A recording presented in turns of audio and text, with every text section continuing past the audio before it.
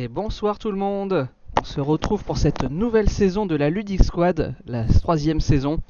J'espère que cette nouvelle saison va vous plaire encore plus que les deux précédentes. Et ce soir, pour la rentrée de la Ludic Squad, je suis accompagné de Pierrot.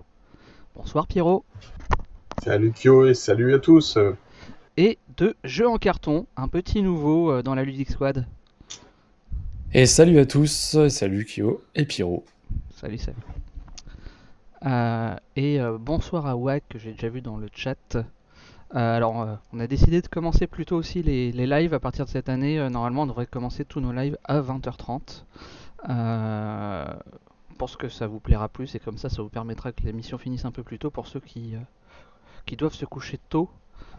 Puisque c'était un petit peu souvent le cas sur les derniers lives quand on finissait un peu tard.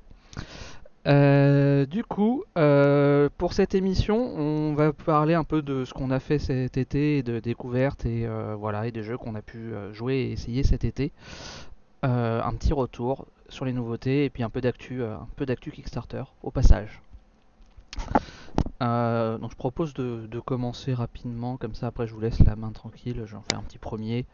Je vais faire tac et Vas-y, à toi l'honneur de lancer la nouvelle saison. Voilà, juste j'ai préparé mes trucs mais je l'ai pas mis dans le bon fichier. Tac. Hop là, les Unlock Short Adventure qui sont sortis cet été. C'est une nouvelle gamme Unlock, il y en a 6 qui sont sortis. Alors je suis désolé, je sais pas pourquoi j'ai la caméra qui est un peu moisie aujourd'hui. Hop, si je les mets à l'endroit c'est mieux. Enfin voilà, il y en a 6, dont en fait 2 sur les 6 qui sont des anciennes démos qu'ils ont modifiées pour les transformer en short adventure. Il y a, si je dis pas de bêtises, il y a 2 faciles, 3 intermédiaires et 1 difficile. Alors sur les boîtes, il marque 30 minutes pour tous et 45 minutes pour le difficile, mais en réalité quand on lance l'application, c'est 30 minutes pour les 2 faciles, 40 pour les 3 intermédiaires et 50 minutes sur le difficile. Donc du coup, on est presque sur un temps d'un jeu Unlock classique puisque c'est censé être 1 heure. Et bonsoir tête de slip, voilà, qui se faisait déjà striker son commentaire dès son arrivée. Il commence fort. C'est ça, bah tiens je commence fort. Et du coup, voilà. En termes de timing, franchement, bon, à part le 1 qui est vraiment ultra facile, celui sur la cuisine, que celui-là, vous pouvez facilement faire avec des enfants de on va dire 8-10 ans. Les autres tiennent à peu près la route en termes de timing. Je pense qu'on les a finis à chaque fois avec genre 5. Entre 5 et moins de 10 minutes quoi. Moins de 10 minutes d'avance. Environ 5 minutes d'avance par rapport au timing quoi, en général. J'ai pas fait exactement attention à chaque fois, mais ça doit être à peu près ça. Vraiment ils sont sympas. Même les deux qui sont en démo, qui existaient déjà, qui ont été revus, c'est le donjon de Doharan et la poursuite de Cabracan. Cabracan. Ah, la poursuite de Cabracan, ouais je l'ai fait celui-là effectivement. Il avait été fourni dans un magazine, je crois. Ouais, c'est ça, ouais. Les cartes étaient prédécoupées, etc. Et c'est comme ça que je l'ai fait. Ouais. Et ben autant Cabracan, à part qu'il y a peut-être genre 1 ou 2 cartes en plus, j'ai eu l'impression de refaire quasiment le même. Autant le donjon de Doharan, il y a quand même pas mal de choses qui ont changé effectivement. Ils ont revu un peu certaines mécaniques etc. Donc il est vraiment sympa à refaire celui-là. J'étais un peu moins convaincu par la poursuite de Cabracan. Mesdames et messieurs, bonjour, ici le commandant. Moi pour le coup, je suis pas un habitué d'Unlock. J'ai assez peu joué à la gamme Unlock. Mais par contre, j'ai pris ceux-là que j'ai trouvé en vacances du coup, parce que forcément, quand tu te retrouves avec des petites boîtes, c'est aux alentours de 7 €. C'est justement l'occasion, je trouve, d'essayer. Et j'ai essayé donc moi le donjon de Doharan, que je n'avais pas fait du coup en démo, que j'ai fait et que j'ai découvert là.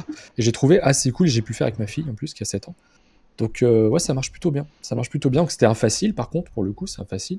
Yep. Donc à voir avec les autres. Ouais. Alors sachant qu'il y a des choses un petit peu tricky dedans qui font que par rapport à la version originale, il est peut-être un petit peu moins facile. Ils ont rajouté un peu de trucs méta, etc.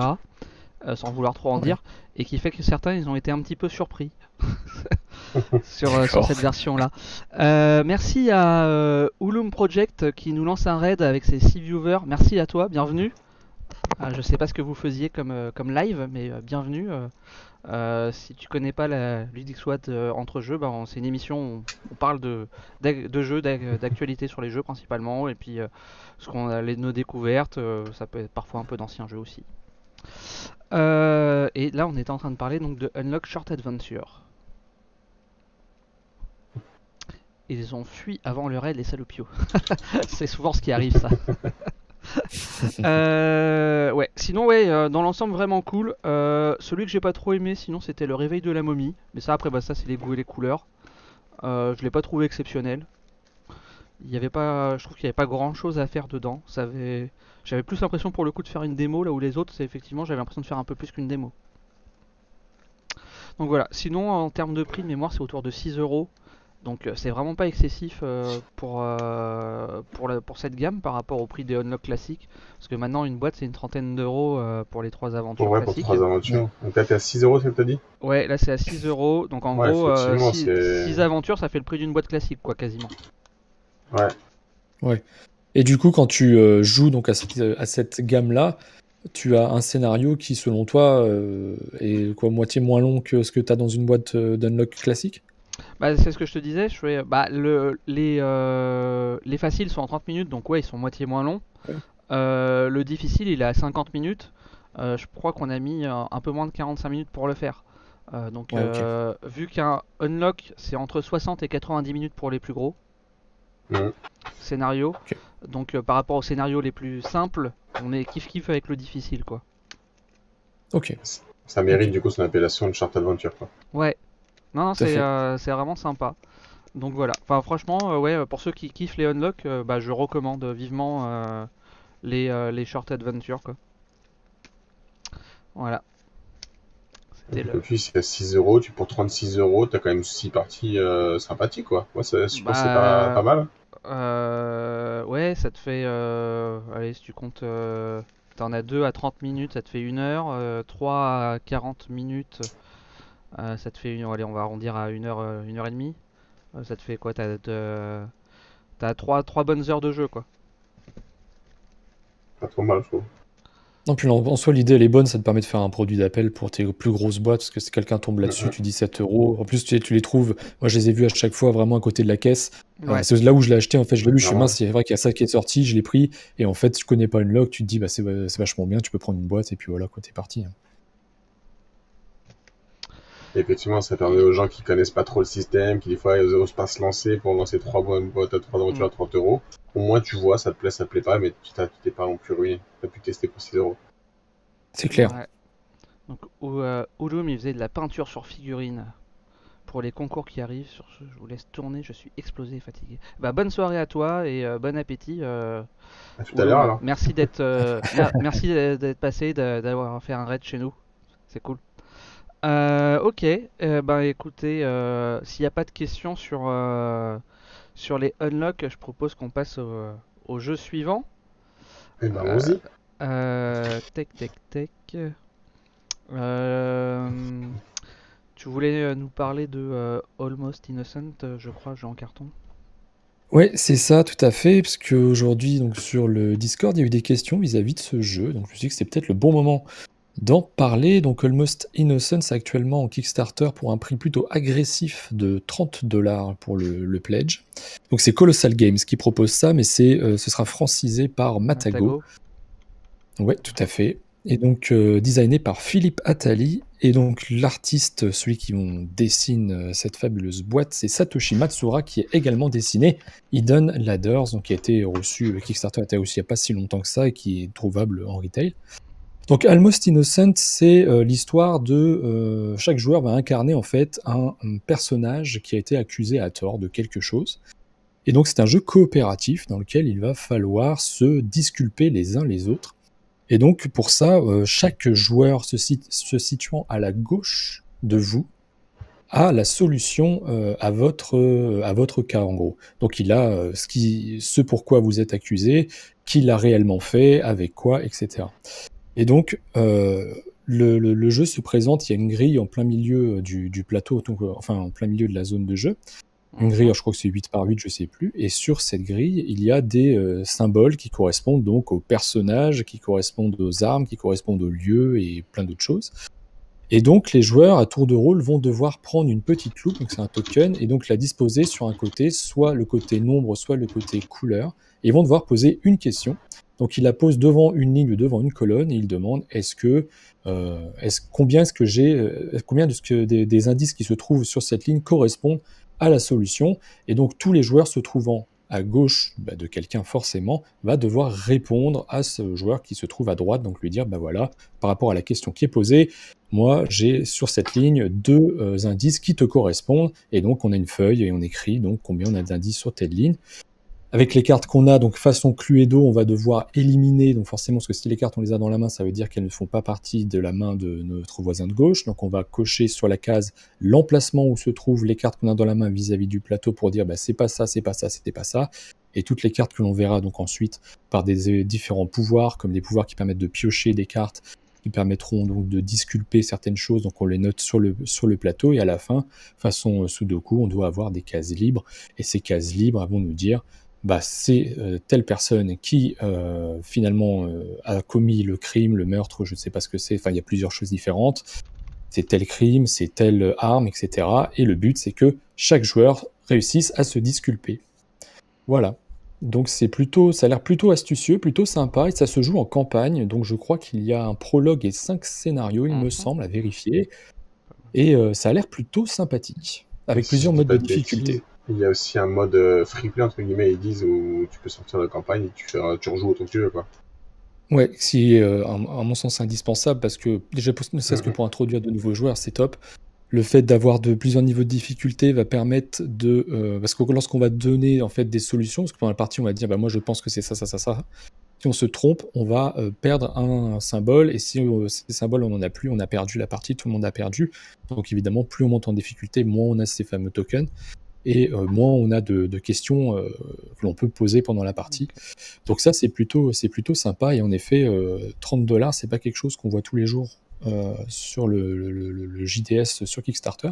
Donc ça mérite qu'on y jette un coup d'œil, surtout que les frais de port sont pas astronomiques, il me semble. La TVA voilà. Est incluse? Bonne question, tiens, c'est un truc que j'ai pas vérifié, ça vérifie en bas de page. Est-ce que la TVA est incluse? Ils n'ont pas appelé ça VAT? C'est possible. Je scrolle très rapidement, désolé pour les gens. Ouais. Oui, c'est vrai. Tac. On voit le shipping déjà, on voit pour l'Europe, en France, c'est 12 € et 22 pour le groupe Pledge, donc c'est les gens qui prennent par 6. En plus, ouais. En plus, il y a une réduction de $20 sur les 6 en fait, puisque 160 au lieu de 30. Et en plus, ça fait pas cher au niveau des frais de port. Donc, si vous arrivez à vous mettre d'accord ensemble, ça peut vous permettre d'avoir le jeu pour un peu moins de, pour presque $30 tout compris en fait. Par contre, je ne vois pas de motion de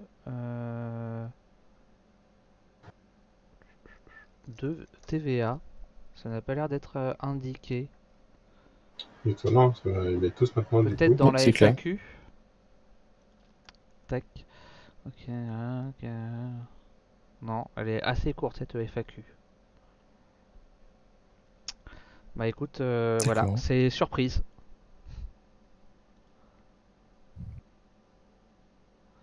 C'est étonnant que ce soit pas aussi bien indiqué, généralement. Ouais, d'habitude c'est marqué VAT inclus ou non inclus, dans tel pays ou autre, machin. Là, ok. Tout à fait. Mais sinon, ouais, $30, ça fait du coup. Bon, maintenant le dollar est remonté, donc ça doit faire kiff $30, 30 €. Ouais. C'est exactement ça. Donc ça va, ça reste correct. Après, en termes de contenu, il n'y a pas l'air d'y avoir un contenu non plus pléthore de contenu, donc c'est pour ça aussi que. Peut-être que ça va venir avec les stretch goals, mais effectivement là comme ça a l'air. Je sais. Alors la page elle est assez bizarrement faite. C'est léger. Je sais pas trop où ils sont. C'est que c'est pas un très gros projet. Alors c'est possible de jouer au prologue sur Tabletopia. Il y a un lien directement sur la page qui permet de essayer ça.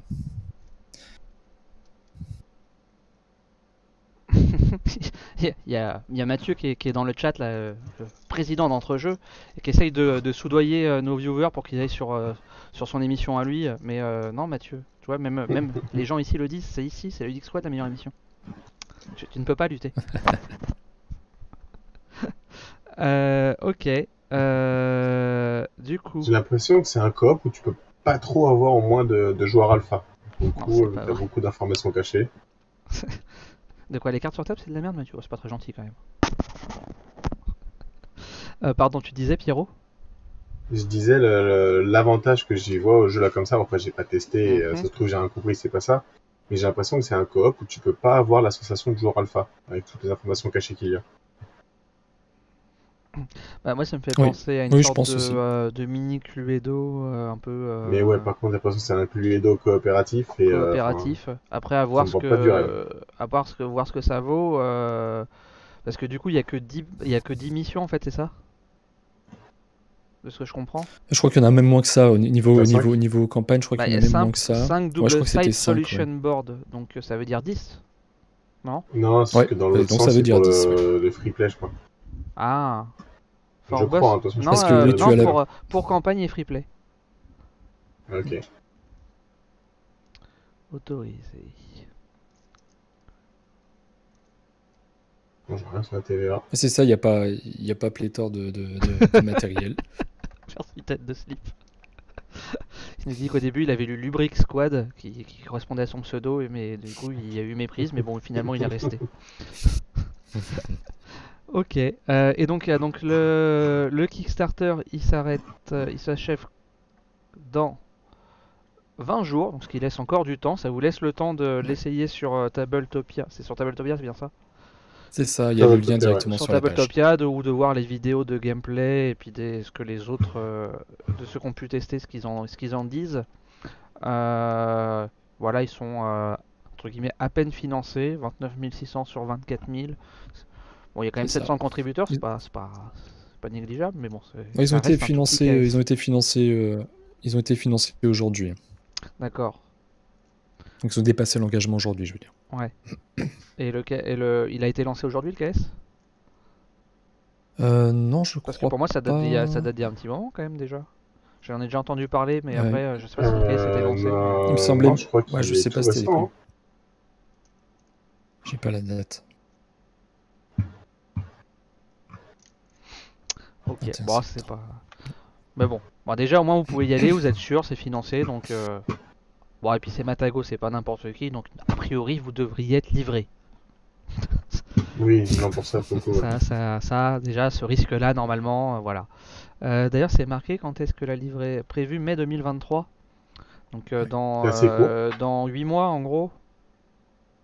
Je dis pas trop de bêtises, 10 Après, mois. t'as quand même pas un matos de ouf, t'as pas besoin d'un Non, bah non, équilibrage mais de malade, t'as c'est. pas non plus du narratif à Il y traduire a, dans il tous y a les quoi? sens. Il y a des dés et des cartes, non? Je sais même pas s'il y a des dés. Il y a que des cartes? Il y a des cartes et des Ouais. Non, il y a tokens. que des cartes. Si, il y a un C'est dé. ça, les cartes des Si, il y a un tokens. dé, c'est bien ça. J'avais bien vu un dé. Ouais, un dé, ouais. Mais bon, Ah, c'est qu'il y a voilà. une variante. Ouais, ça c'est limite un jeu qui pourrait être produit en Europe pour s'éviter les simagrées de la Chine, Clairement, ouais. genre en Pologne ou ce pays-là. Ok. Et ça, tu vois, moi quand je vois le matériel, bon là ça me choque pas trop 30 € avec les augmentations de prix, mais c'est le genre de jeu où je me dis il y a 2-3 ans c'était 20 € maxi quoi. Ah oui, clair, Mhm. c'est clair. Parce qu'il y a pas l'air non plus d'avoir. Bon après il y a les illustrations, c'est vrai que ça coûte cher quand t'as quand même beaucoup d'illustrations. Mais voilà. Ok, bah à voir, faudra si j'ai l'occasion de tester. Mais c'est vrai que comme ça me tente que moyennement. C'est du vraiment familial. Hein. Pour moi, il y a Mm. pas, faut pas aller chercher plus loin que ça. Hein. Ok. Mhm. Ça a l'air assez léger quand même, ouais. Alors, par quoi on va continuer bah tiens, pour continuer dans les jeux légers, on va faire Stranger Things. Ouais. Ah, merci Elmer62 pour le follow. Bienvenue à toi. Installe-toi et profite. Ouais. Je sais plus si on en avait déjà parlé ou pas. D'ailleurs, Moi, ça me dit rien. je l'ai sur le bureau encore. Voilà. C'est un petit petite boîte, un petit jeu d'ambiance qui Qui a, veut qui être, a- une qui sorte a bien profité de la loup-garou, hype de la série. Pierrot. Ouais, je dirais un petit peu sorte de loup-garou dans le sens où tu vas avoir un rôle caché au départ. Tu vas avoir très très très léger hein, quand même. Je pense que la comparaison s'arrête là. Et en gros, je dirais que c'est un loup-garou. On veut donner un petit côté stratégique, mais un côté stratégique avec l'aléatoire de distribution de cartes. Donc la stratégie évite d'arrêter quand même. Du coup, ouais, ça va être, comment dire, avec l'attaque du flagellant mental, donc ça va être surtout basé sur la saison 3 de Stranger Things, où donc il y a des personnes qui vont être infectées, possédées, et les autres joueurs qui seront donc sains. Et l'objectif, c'est qu'une fois le paquet de cartes écoulé, et ben pour les joueurs, entre guillemets, qu'il y ait au moins encore une personne saine, et pour les personnes infectées, que toutes les personnes aient été mises hors de jeu ou aient été infectées. Et du coup, ben, le système de jeu, ça va être simplement à chaque fois de piocher une carte, la révéler à tout le monde, et dire à qui on la donne. Voilà. Et après, les cartes, qu'est-ce qu'on a? Ben, on a des cartes qui vont être là pour faire donc des coups durs, et c'est pour vous mettre hors jeu. Mais après, au bout d'un certain temps, vous êtes hors jeu, sauf si vous récupérez des cartes coups de pouce, je crois qu'ils appellent. Donc les cartes coups de pouce, c'est les cartes ouais. coups durs. Enfin bref, c'est un système comme ça, comme aussi pour être possédé. Et donc, voilà, c'est clairement, je tire une carte, je suis obligé de la donner à un autre joueur. Et donc après, voilà, exactement là, les cartes que tu as en train de montrer, c'est la carte par exemple du flagellant mental. Donc vous pouvez avoir un nombre limité de flagellants mental, mais arriver à un certain nombre dépassé, si vous n'avez pas les cartes qu'il faut pour les annuler, vous êtes donc possédé et vous passez dans l'autre camp. Il y a les cartes coups durs, une fois un certain nombre obtenu, vous êtes mis hors de jeu, vous ne participez plus à la partie jusqu'à ce qu'elle se termine. Je crois que c'est 3, ouais. À partir du moment où tu en as 3 de plus. Ça fait un petit moment que j'y ai joué, mais c'est 3 de mémoire. Il y a des cartes puzzles qui sont les gaufres, qui servent juste si vous voulez compter les points. Voilà, si vous faites plusieurs parties, et sinon au début de partie, c'est juste pour vous dire est-ce que vous êtes un humain ou est-ce que vous êtes possédé, c'est juste ça. Et alors si je tombe sur et du des coup, cartes voilà. souvenirs pour annuler les flagelleurs mentales. C'est ça, exactement. Voilà, et il y a pareil pour annuler les coups durs, je sais plus comment ça s'appelle, mais les cartes, je vais te la sortir, j'en ai une pas très loin. Non, je sais plus. Coup de pouce, ouais, c'est bien ça. Ouais, coup de pouce, tac. Là voilà. Ouais, voilà. Donc on retrouve les objets, je dirais, qui font la série Stranger Things avec les années avant que ça représente, c'était quand c'est balade en vélo, tout genre de choses. On trouve vraiment l'esprit de la série à ce niveau-là, là ça va.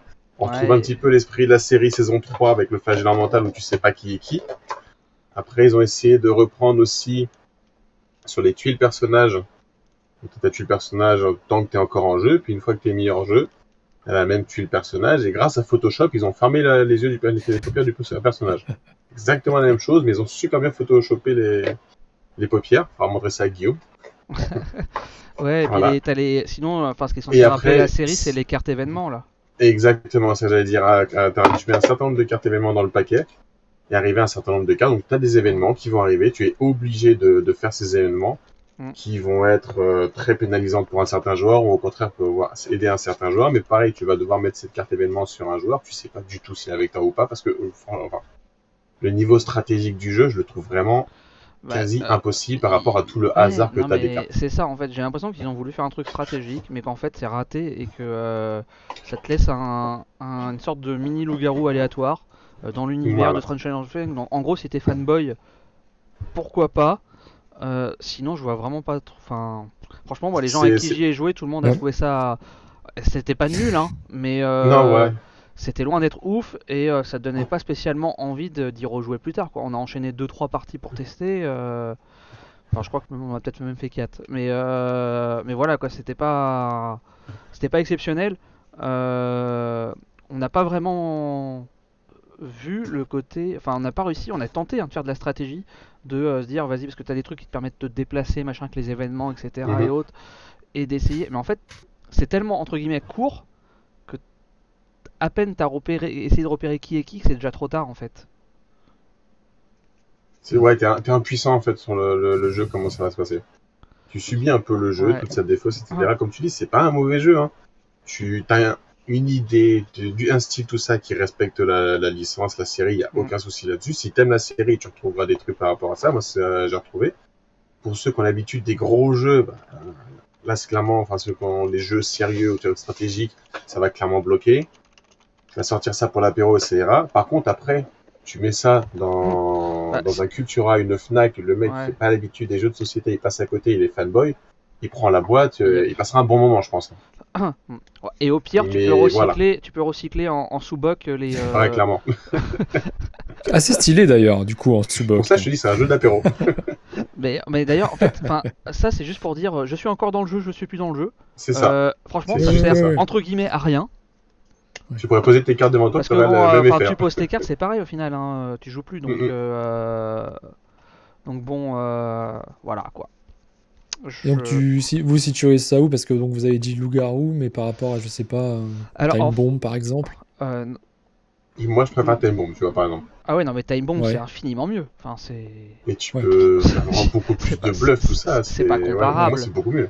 C'est pas du tout comparable à ça. Ouais. En fait, t'as une mini-mecha un peu dans le style de ce que t'avais sur Battlestar Galactica ou l'Insondable dans la version plus récente. C'est-à-dire que tu vas commencer avec un traître et en fait, entre guillemets, c'est un peu le même style parce qu'en fait, au fur et à mesure, tu vas augmenter ton nombre de traîtres. Ouais. Et ça s'arrête là, hein, vraiment la comparaison. C'est juste, voilà.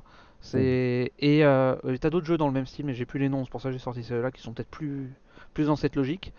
Et en fait, je crois que sur 4 parties, je crois qu'on a réussi. Il y a une seule fois où il y a une personne innocente qui a réussi, je crois. Et je suis même pas sûr de. J'ai un doute. Sinon, franchement, à chaque fois, en gros, c'est les. Ouais, les joueurs possédés qui remportent la partie parce que c'est vraiment. T'as beaucoup de cartes pour te faire posséder. Moi, t'as à peu près autant de cartes de chaque, mais en gros, t'as 4 cartes différentes. En termes de stats, c'est compliqué de rester en jeu jusqu'au bout. Non, et puis en fait, les possédés, comme en fait, il y a que ceux qui sont possédés qui ont le droit de donner une carte flagellaire mentale à un autre. Ça. Bah forcément, quand tu commences à en recevoir, que tu deviens possédé, tu sais assez vite qui est possédé et c'est vers qui tu dois te tourner pour donner ta carte en fait. Donc, d'accord. Donc en fait, voilà quoi, ça va assez vite à posséder tout le monde. Ok. Donc c'est pas très équilibré quoi. Et tu peux juste, entre guillemets, rien faire quoi. Non, ouais, c'est ça. Tu subis énormément parce que c'est vrai que t'as le détail là qui est important. T'as que les joueurs possédés qui peuvent redonner les cartes possédées. Quand toi, en tant qu'encore humain, tu possèdes des cartes possédées, à part des cartes souvenirs, tu peux rien faire pour t'en sortir. Donc tu subis, t'espères et t'attends.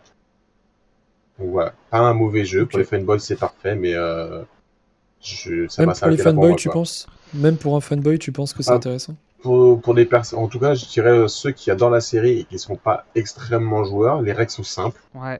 Le jeu, tu le sors, tu le mets en place super vite. La partie est pas longue. Je pense que pour ce type de public, c'est vraiment parfait. Je pense que si t'es fanboy et t'es dans un bon mood, ça peut le faire. Mais voilà. Tu vois, moi, les gens avec qui j'ai joué sont pas spécialement fans de la série. Ils ont pas trouvé le jeu nul, hein, mais voilà quoi, ils ont pas à se dire ah ouais, faut qu'on y rejoue vraiment machin ou autre quoi. Enfin, c'était genre ok, voilà.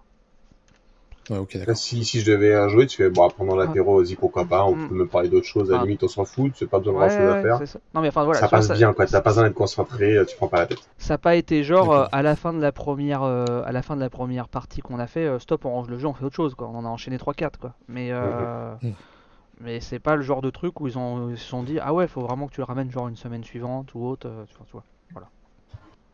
Ok, je comprends. Donc voilà pour Stranger Things. De quoi on va parler? On peut parler de Clash of Deck qui est un Kickstarter qui est en cours de livraison. Kickstarter qui a beaucoup fait parler de lui. Ouais. Et qui arrive maintenant en version vraiment jeu quoi, gros jeu. Voilà, donc il y a eu un premier Kickstarter où, alors c'est pas ces boîtes là, je sais pas si je les ai quelque part là, mais où il y avait en fait, alors il a fait un premier Kickstarter d'une saison 1 complète qui a été un plus ou moins un échec et du coup il avait annulé la campagne. puisque c'est un jeu de Léandre Proust. Léandre Proust, voilà, je n'avais plus son nom en tête, qui est un peu connu dans le milieu du jeu du plateau pour ceux qui suivent un peu, puisqu'il a travaillé un petit moment chez Lucky Duck Game.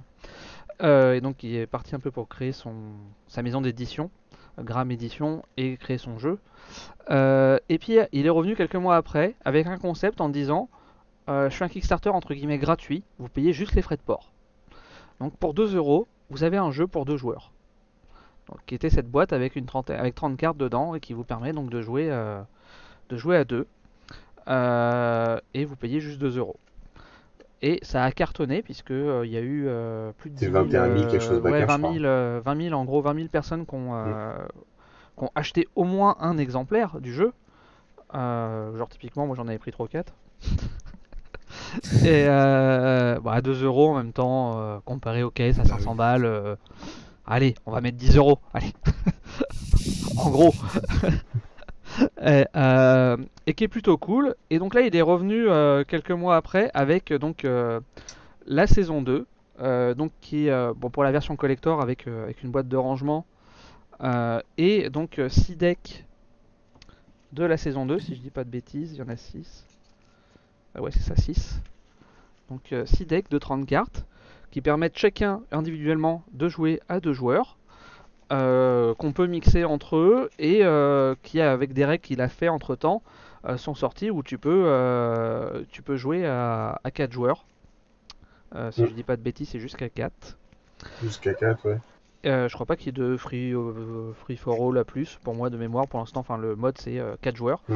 Enfin, Pyro, tu peux me corriger de toute façon. Si je crois que c'est ça. Ouais, et sur la boîte c'est marqué 1-4, donc ça doit être ça. Et à la base, pareil, quand il est sorti la première version, il n'y avait pas de règles du jeu dans la boîte. En fait, les règles du jeu étaient seulement en ligne, avec des versions animées un peu comme les gifs que tu vois sur les pages KS. Et du coup, ça a été fait dans une trentaine de langues, si je dis pas de bêtises. Il a eu des contributeurs, en fait, des gens qui ont acheté le jeu, qui ont aidé à traduire les règles dans les différentes langues. Et donc comme ça, il a pu sortir une trentaine de langues. Bon là, pour l'occasion de la saison 2, il a sorti des règles papier qui sont en français, en anglais seulement de mémoire. Ouais, c'est ça, ouais. Je me demandais s'il n'y avait pas une troisième langue, mais c'est sûr en français et en anglais. Donc voilà, pour ceux qui sont vraiment fanats des bouts de papier avec le texte. Et du coup, dans cette boîte, en plus, donc c'est un peu la version collector, tu as les playmats des plateaux joueurs. Voilà, ils sont sous le plastique pour jouer. Ça prend pas beaucoup de place de toute façon. Il y en a 2, il y en a un par joueur. Puisqu'en fait, alors je sais pas si tu connais pas du tout le jeu, Jean Carton. Si, je me suis renseigné. Je n'ai jamais joué, mais je me suis renseigné sur le jeu. Ah. Donc en fait, comment ça va se passer joué, en fait, vous pouvez jouer sur BGA. Ouais, ça joue sur BGA aussi. Ouais. En fait, t'as donc tout le plateau. En fait, il se compose de 2 terrains qui s'affrontent sur 2 lignes. Il y a un joueur à gauche, un joueur à droite. Et tu as 4 positions sur chacune des lignes pour toi. Et en fait, tes cartes vont s'affronter une à une, de la plus proche vers la plus éloignée. Et donc les cartes ont des effets particuliers, des puissances, etc. Et la subtilité du jeu, c'est que c'est ta main qui fait tes points de vie. En fait, tu as une carte qui désigne ta force. Et ton mana. Et ton mana. Ta force vitale et ton mana à la fois.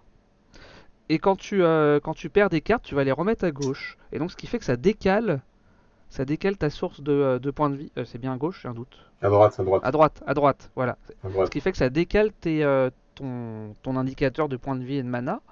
Et du coup, s'il arrive au bout, tu dois le retourner, revenir de l'autre côté. Et s'il refait une deuxième fois le chemin complet, c'est perdu pour toi.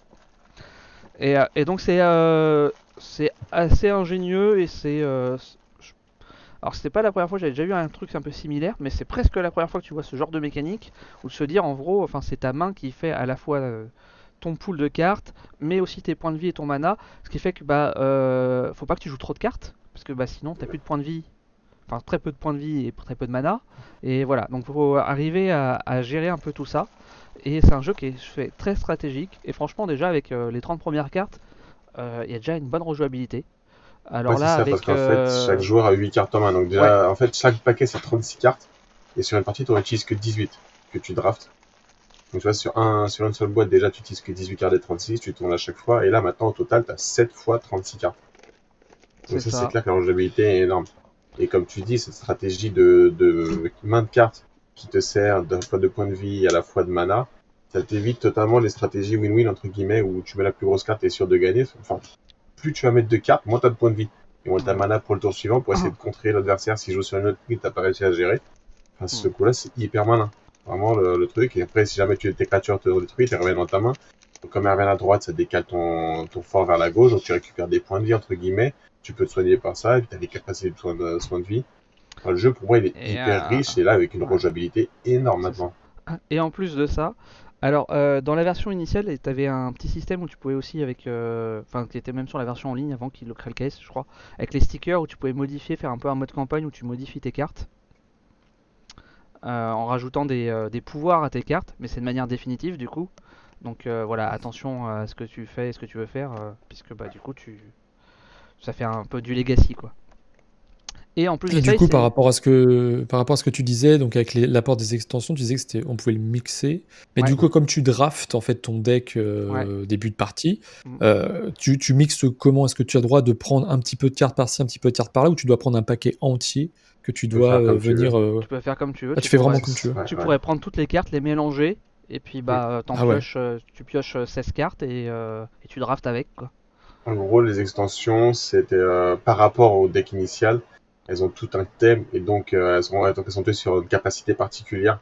Vraiment, où tu auras plus dans cette extension-là, on va dire une ou deux capacités, mais après, toutes les cartes s'équivalent d'une extension à l'autre. Ok. Et donc le jeu, il est équilibré quoi. Ouais. Et en plus de ça, il proposait d'imprimer ses propres cartes personnalisées. Ouais. Du coup, on a la carte entre poulpes. Voilà, à l'effigie du studio.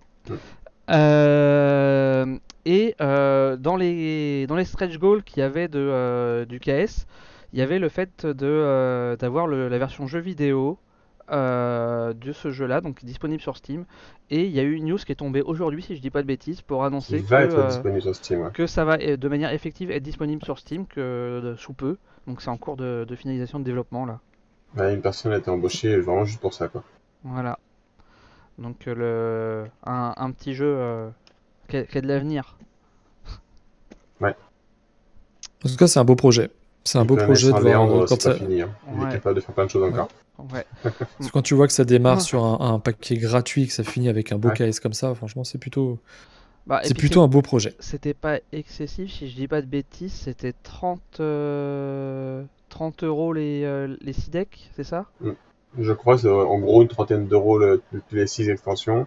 Ouais. Et tu devais être genre à 50-55 € le all-in, je rappelle dans le genre, non? Alors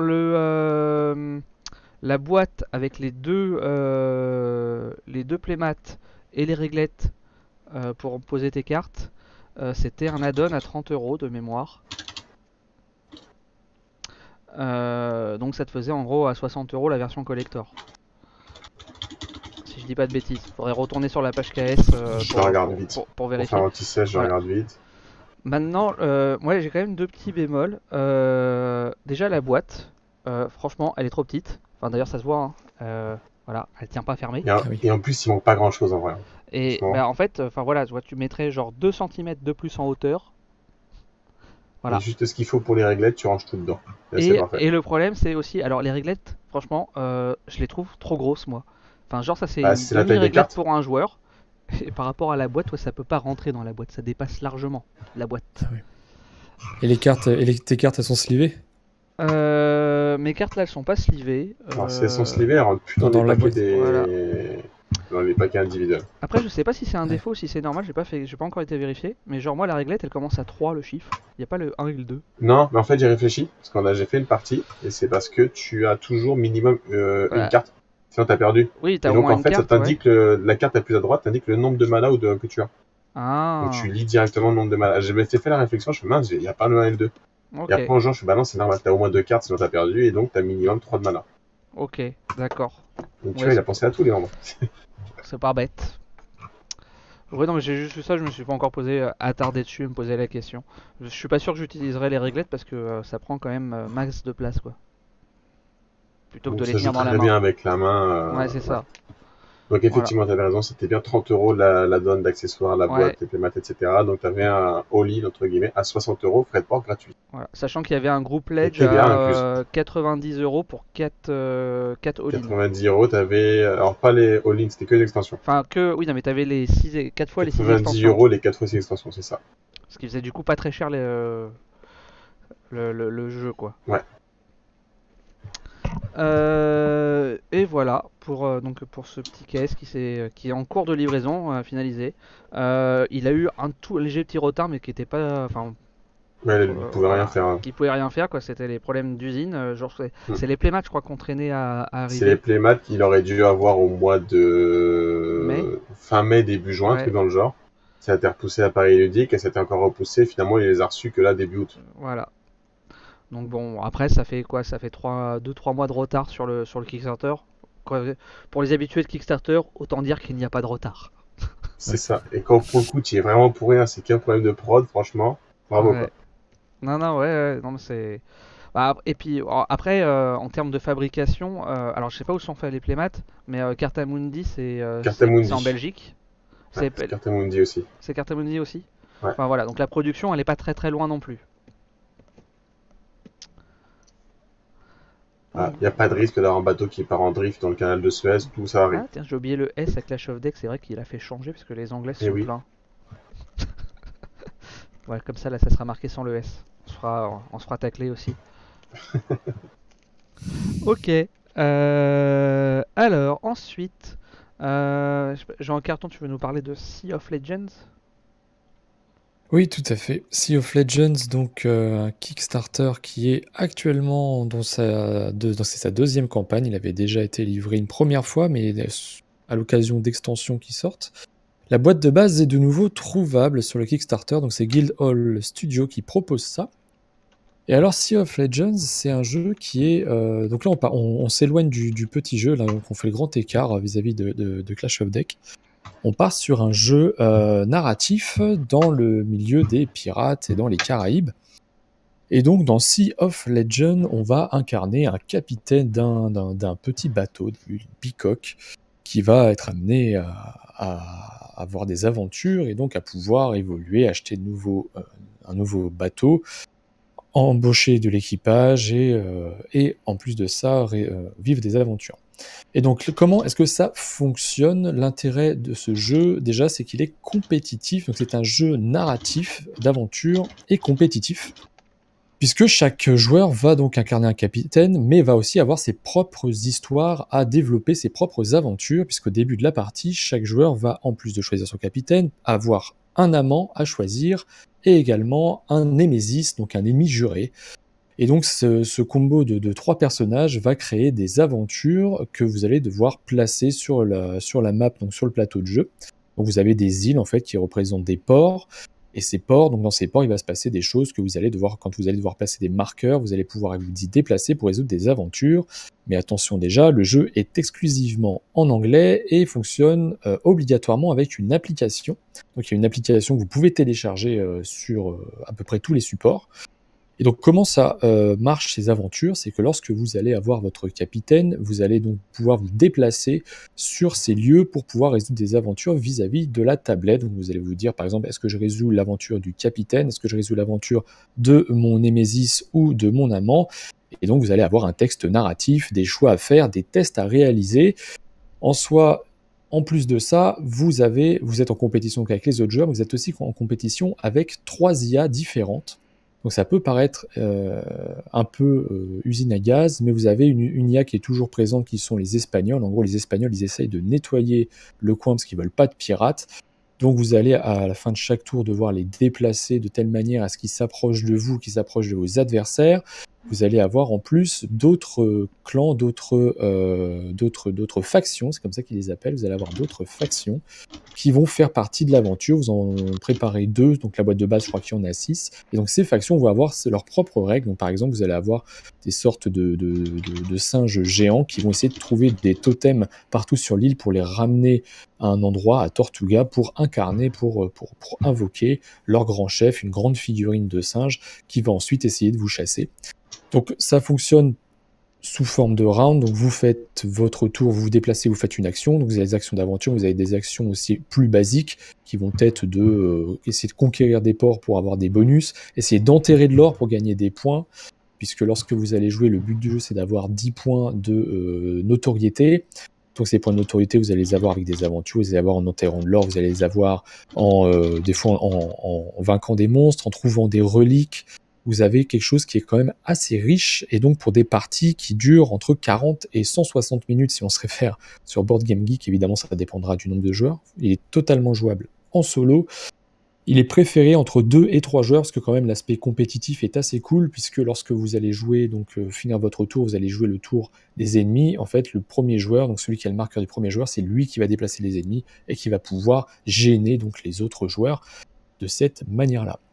Donc actuellement, la boîte de base, elle est à 100$. Elle est à 100$, hors frais de port, hors TVA. Attention. Donc là, il faut bien se renseigner. Et les frais de port sont pas astronomiques pour ce type de boîte, mais bon, tout ajouté, mis bout à bout, ça doit faire 150$. Mais il y a un point noir quand même, c'est que l'application est assez moche. Elle a été retravaillée depuis la première édition, puisqu'il y avait pas mal d'erreurs, et notamment d'erreurs de fonctionnement qui étaient vraiment gênantes apparemment. Et donc maintenant, elle a été retravaillée, mais elle est toujours pas dans sa version définitive. Donc on a un peu le sentiment que l'application est sortie un petit peu vite par rapport à la première impression du jeu. Maintenant, ils sont encore en train de travailler dessus. Le jeu, il est prévu en livraison pour 2024. Donc là, on a encore le temps de travailler sur l'application. Mais puis donc sur le Kickstarter sont disponibles les extensions si jamais vous faites la folie de tout prendre d'un coup. Et donc ça donne un jeu narratif plutôt assez intéressant. J'ai fait quelques parties parce qu'il est disponible sur Tabletop Simulator. Donc j'ai fait quelques parties en solo sur Tabletop Simulator et c'est plutôt assez intéressant à voir à la longue si en jouant et en rejouant, est-ce qu'on n'a pas de la redondance qui se crée vis-à-vis des factions, mais en tout cas ça a l'air assez varié. Et du coup, t'es parti sur Tabletop Simulator. Ouais, j'arrive sur Tabletop par rapport à la durée de jeu annoncée, ça se tient. Bah, en solo, oui, ça se tient. Alors la première partie forcément très longue parce que quand il faut prendre en compte les règles des 3 factions différentes, forcément tu as des retours aux règles qui se font. Mais sur une partie que j'ai faite ensuite, c'était plus aux alentours de 60-70 minutes en solo. Okay. Du coup, ça fait et c'est très difficile. Il y a un gros challenge, par contre, c'est très difficile. Donc, c'est très difficile. C'est dur. Il y a vraiment, il y a vraiment un challenge important. Et les ennemis, en fait, ont tendance à monter très rapidement au niveau, ce qui fait qu'on a quand même un sentiment d'être un peu pressé par le jeu. Il va pas falloir non plus trop traîner et se laisser aller à toutes les aventures disponibles. Les petites figurines, elles ont l'air sympas. Hein. Ouais, complètement. Si t'as eu l'occasion de les voir en vrai. Le jeu a l'air très beau en tout cas, moi je trouve. Graphiquement, la DA elle me plaît, le thème en plus me plaît. Je trouve que c'est vraiment le type d'illustration qui va. Ce qui freine, c'est qu'il faut avoir les joueurs qui peuvent jouer en anglais avec toi. Quoi. Bonsoir Fred. Exactement. Ouais, et il n'y a pas de version française de prévue pour l'instant. Pas du tout. Malgré pas du tout, c'est totalement exclu. Ouais, sur Kickstarter, c'est bien précisé, vu que c'est un jeu, comme ils indiquent, narratif, et ça demanderait beaucoup trop de travail pour eux, et donc ils le feront pas.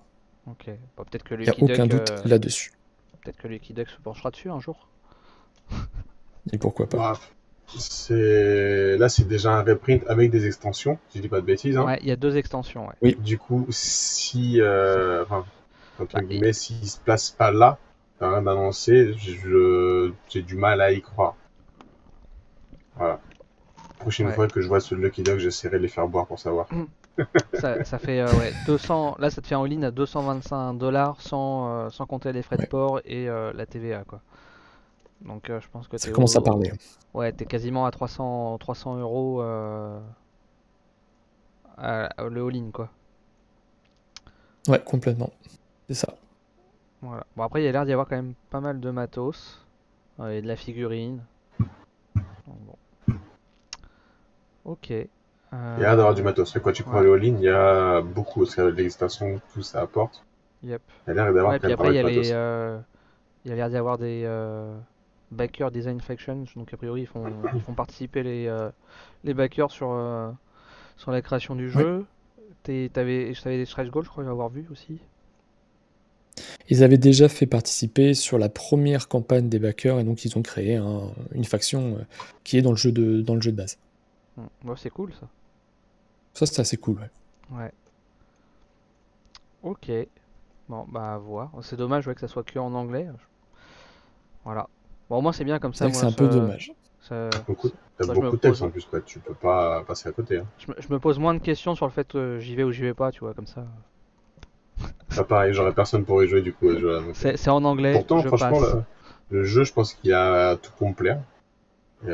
Vraiment, je trouve que le thème pirate, ça me plaît. La Mm. DA me plaît et je trouve que c'est vraiment le style de DA qui colle en plus avec le thème, quoi. Ouais.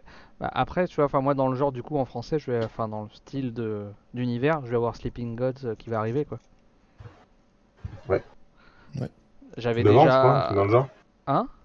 Novembre, je crois, c'est pas ça? Ouais, je sais plus, ouais. Moi j'avais Ah déjà là là, Forgotten ok. Waters. Là je vais avoir Sleeping Gods. Ouais, j'ai déjà des jeux, j'ai déjà de quoi faire aussi dans ce thème-là.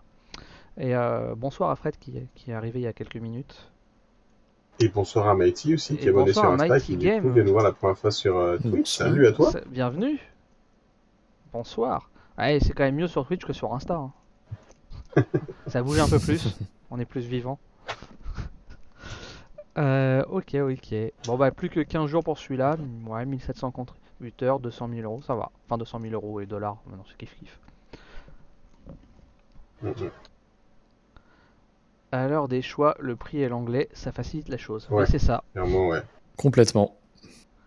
On voit les vraies têtes. Ouais. Bon, après, tu vois pas au mieux. Enfin, genre, moi, ouais, c'est un petit peu mieux que tout à l'heure la webcam, mais je sais pas ce qu'elle me fait. Elle me fait des simagrées ce soir. Ok. Bon, ça, c'était Sea of Legends. Tech. Le nom, ça me fait penser à Sea of Thieves. Ouais. Ouais, Oui, mais tu pareil. sais que je me suis entraîné à pas le dire. Ah. Parce que j'étais Et, quand même pas loin de Ok. j'ai faire vu l'erreur. des illustrations aussi qui m'ont fait penser Ouais. beaucoup. Et à un moment donné, je me suis dit, ouais, c'est inspiré de lui, c'est pas possible, quoi. Ok, ok. Bah ouais, carrément. Bon, pour continuer sur les Kickstarter, mais un qui a été livré cet été, c'est Mindbug. Que j'ai pu recevoir juste avant de partir en vacances, c'est cool. Bon alors c'est pareil, hein, ça c'est la version collector avec la grosse boîte. Je m'attendais pas à une boîte aussi grosse. Alors en fait pour le coup c'est une boîte qui est entre guillemets mieux foutue que Clash of Deck parce qu'en gros c'est pareil, t'as deux playmats pour chaque joueur et du coup la Mais il boîte rentre dedans. il rentre bien dedans Ah bah c'est et, la même chose qu'ils ont fait sur Radlands du coup. et du coup tu Ouais, as Radlands, ça avait c'est les vrai. deux tapis. ouais, et du coup tu as plein de place au milieu après pour toutes les cartes qui je pense vont enfin si le jeu fonctionne vraiment bien vont arriver sur Mindbug puisque en fait la boîte de base c'est juste ça. Ouais. Et donc là dans le KS, t'avais la boîte de base et une première extension. Alors j'ai pas testé l'extension encore, j'ai fait que quelques parties sur la boîte de base cet été. Et tu pouvais l'avoir en VF grâce au cast, c'était qu'en anglais. Ouais, T'avais la VF. il y a les règles, oui les règles sont en français.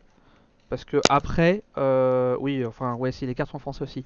Mais bon j'avoue que je me suis posé la question parce que il y a, attends si je repasse en, putain, ça sera mieux quand même.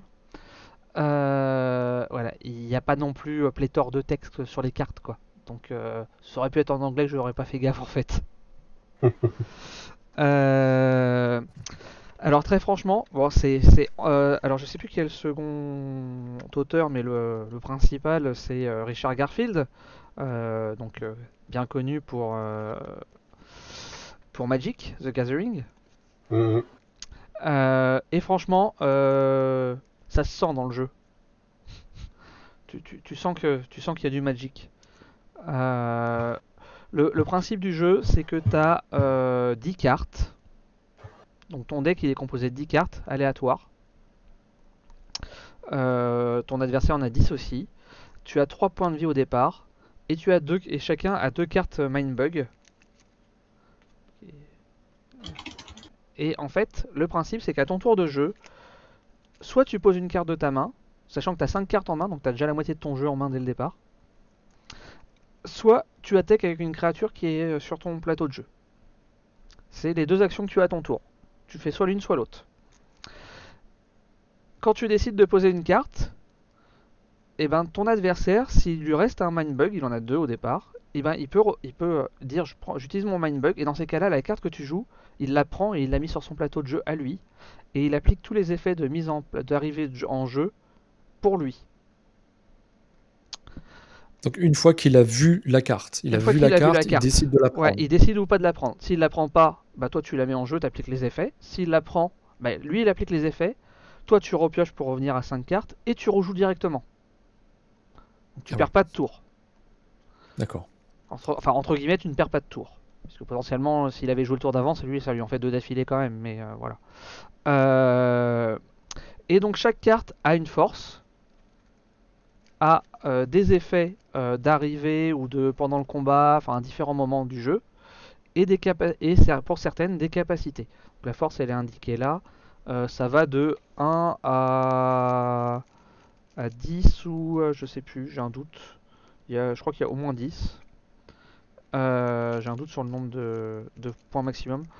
Et les capacités, c'est là où tu ressens aussi bien le côté magique. C'est que les capacités, en gros, que les cartes elles ont, c'est furtif. Enfin, l'adversaire ne peut défendre que s'il possède une carte furtif, ce qui rappelle le vol dans Magic. T'as le chasseur qui désigne la personne qui va défendre. Alors ça, c'est existé en Magic, mais je me rappelle plus le nom de la capacité. Euh, T'as la furie, t'attaques 2 fois. Enfin voilà, c'est des petites capacités comme ça qui font vraiment penser à ce que tu pourrais retrouver dans Magic. Où t'as en gros, c'est pas venimeux, mais j'ai plus le nom de la capacité. C'est une sorte de poison. En gros, si tu touches une créature, tu la détruis même si elle est plus forte que toi, quoi.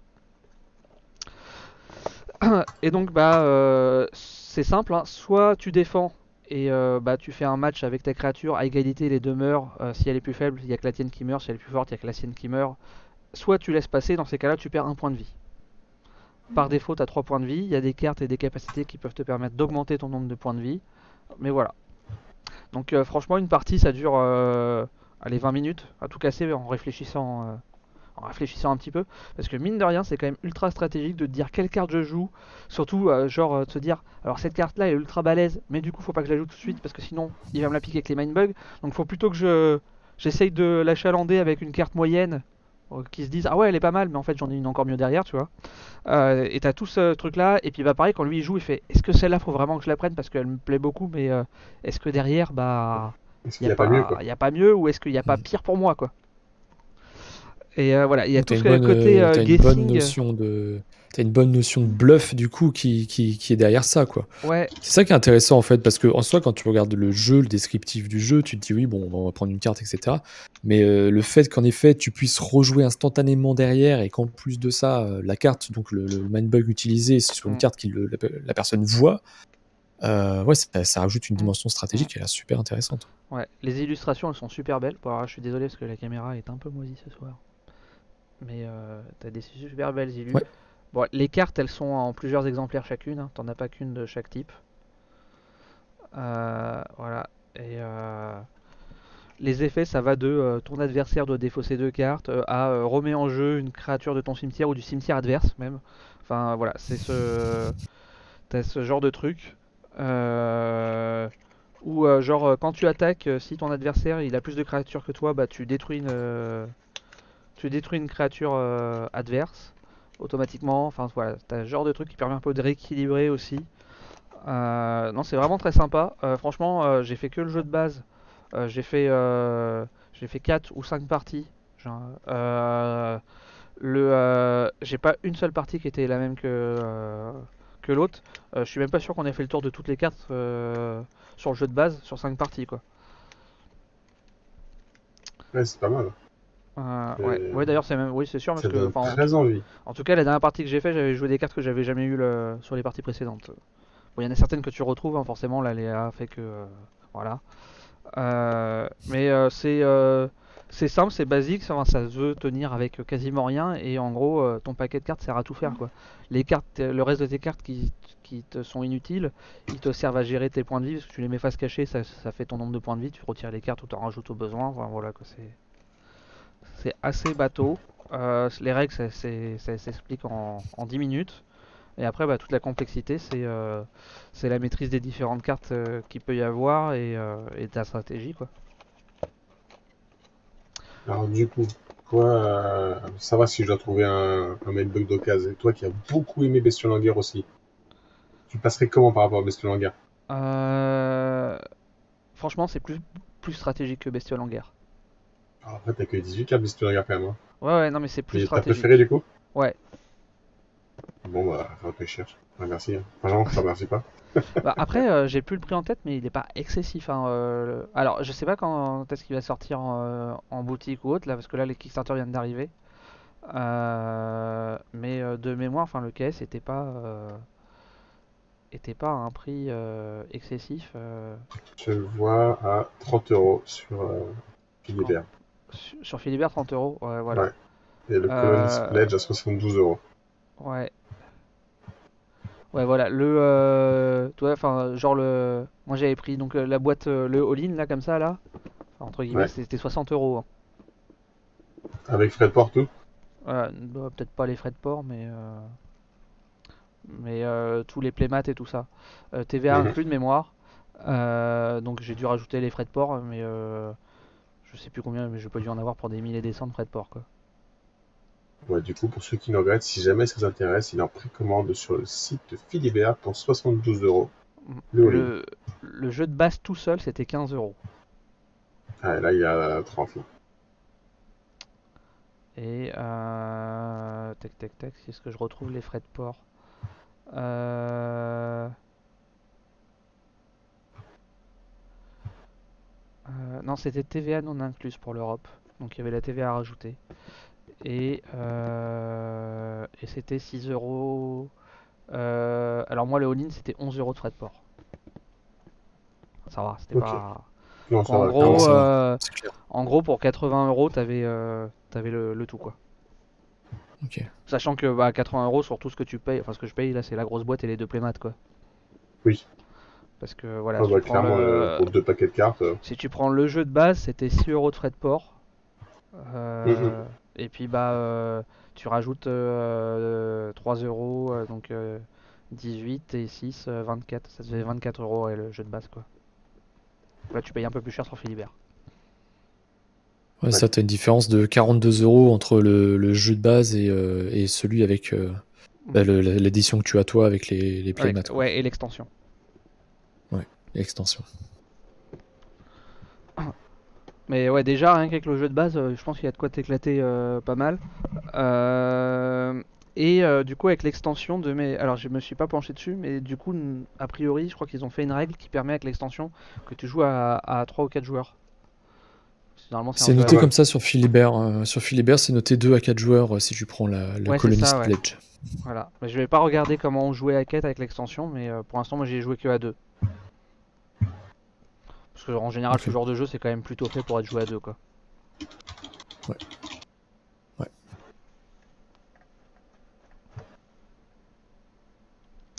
Qu'est-ce qui s'est dit dans le chat? C'est un Sea of Thieves League of Legends. Ok, ça c'est pour le jeu d'avant. Il y en a qui ont de grosses voitures, d'autres ont de grosses boîtes. Ouais, voilà, c'est ça. Le problème c'est que les grosses boîtes, bah, ça prend beaucoup de place. Hein. C'est compliqué de tout avoir. Pour ça, tu vois, je me plains que celle-ci elle était pas assez grosse, mais au moins elle prend pas beaucoup de place. Il était sur TTS, je crois, Mindbug en plus. Pour Euh, tester. Mindbug, ouais, c'est possible qu'il soit testable sur TTS. Je sais plus, je me souviens plus. Ouais. Je Ah, je veux viens pas de le dire de trouver là. bêtises, mais c'est probable. Il y a un print and play qui avait été fait, qui est accessible sur la page KS. Il va falloir que je teste Euh, ça.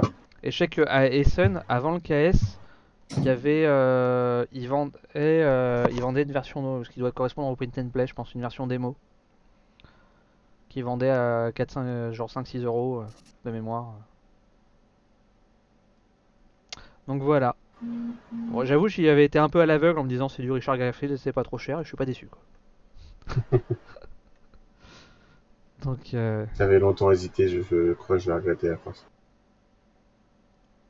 ouais, non, tu passes du bon temps avec avec ce jeu. Euh... Ok, jeu en carton. Il me semble que tu voulais encore nous parler de Legend of You, si je dis pas de bêtises. Non, je t'avais dit qu'il faudrait ça, il faudrait qu'on en passe, Ah, qu'on pardon. prenne le temps d'en parler, en effet. Ah, Qu'on prenne le temps d'aller voir. Est-ce que Non, vous aviez d'autres mais- jeux à présenter? Ouais, ou est-ce que- moi je peux vous parler de Dune. On a fait encore du Dune. La semaine dernière, on a parlé de Dune, l'extension qu'il y aura sur Dune Imperium. Ouais. Et là, moi j'ai eu l'occasion d'essayer Dune Secrets Enfouis. Donc c'est le prochain Dune de Yellow, donc cette fois-ci, qui sortira donc courant octobre normalement. Et donc Dune Secrets Enfouis, c'est un jeu qui se base sur la mécanique du jeu Détective, Détective. édité aussi par Yellow. Donc Détective, si vous ne l'avez pas, c'est ce jeu d'enquête avec dans lequel en fait vous avez juste un tout petit plateau au milieu qui représente, alors je sais plus quelle est la ville exacte, mais en gros vous allez pouvoir vous déplacer et chaque action que vous allez faire va vous faire dépenser du temps, vous allez avancer dans le temps et vous avez une limite de temps pour résoudre l'enquête, mais vous avez une interaction avec des cartes et avec un site web directement pour accéder aux informations qui sont fournies sur les cartes sous forme de code. Vous allez sur Internet, sur le site dédié, il y a des rubriques dédiées parce qu'il y avait des informations qui ne sont pas obligatoires mais qui permettent d'apporter du contexte et il y en a qui sont obligatoires.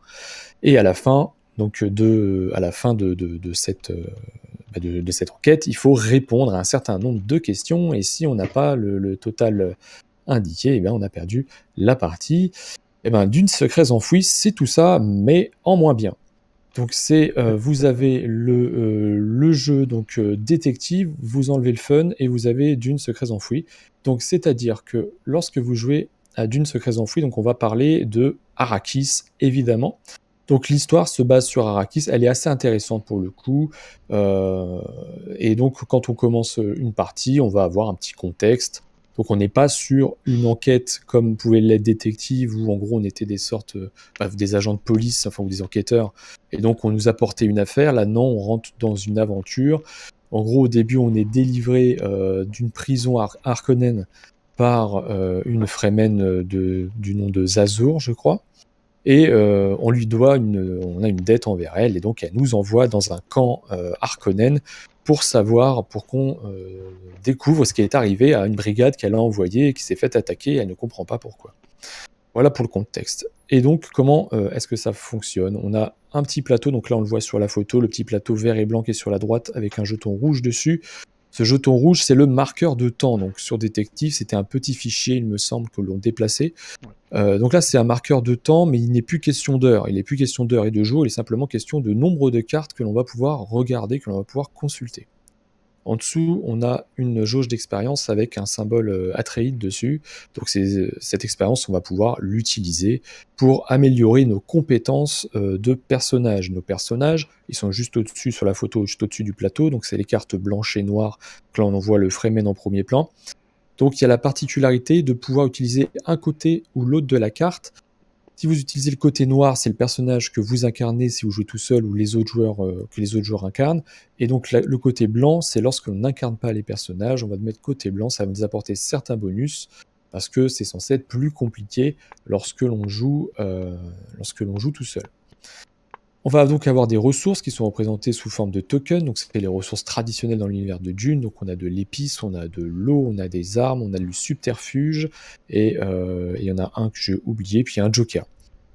Et donc on a une map d'Arrakis pour pouvoir se situer dans l'enquête. Et donc comment ça fonctionne? Quand donc il y a un prologue, il y a 3 chapitres.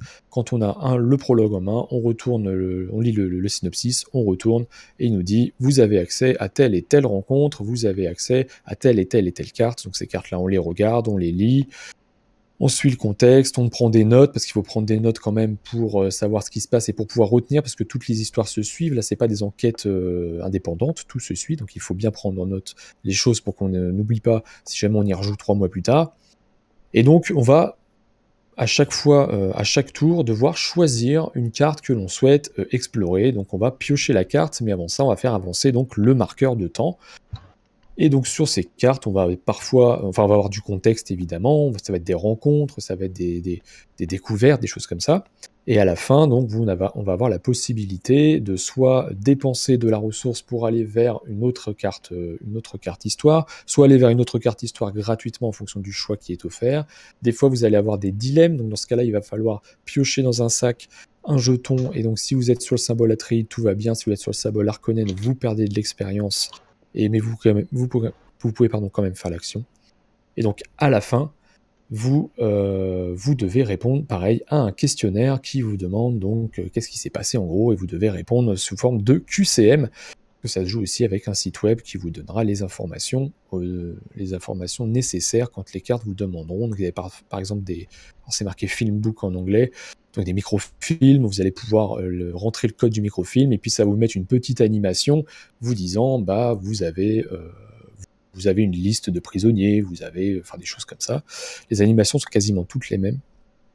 Et donc à la fin, vous avez la possibilité, c'est étonnant ce que vous le faites à la fin, vous avez la possibilité donc de répondre au questionnaire soit sous forme comme détective, donc vous avez un certain nombre de points en fonction des réponses que vous donnez, soit sous forme de story mode, donc comme un peu dans un jeu vidéo quand on veut pas se prendre la tête, on passe en story mode, c'est facile, on fait un tout droit et on ne perd jamais.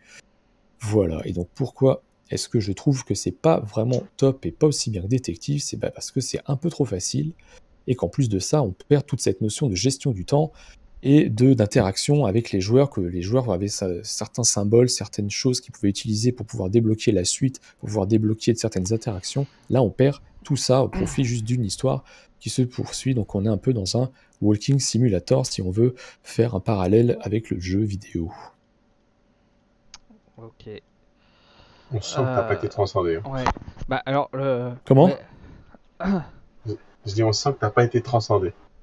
Non, alors déjà, moi je pars avec... j'ai du mal avec les jeux d'enquête en général. Détective, j'aimais beaucoup. J'aime beaucoup Enquête à Los Angeles. Enquête à Los Angeles, c'est beaucoup mieux que Détective. Enfin, beaucoup mieux. C'est vraiment très différent. Oui. C'est très différent.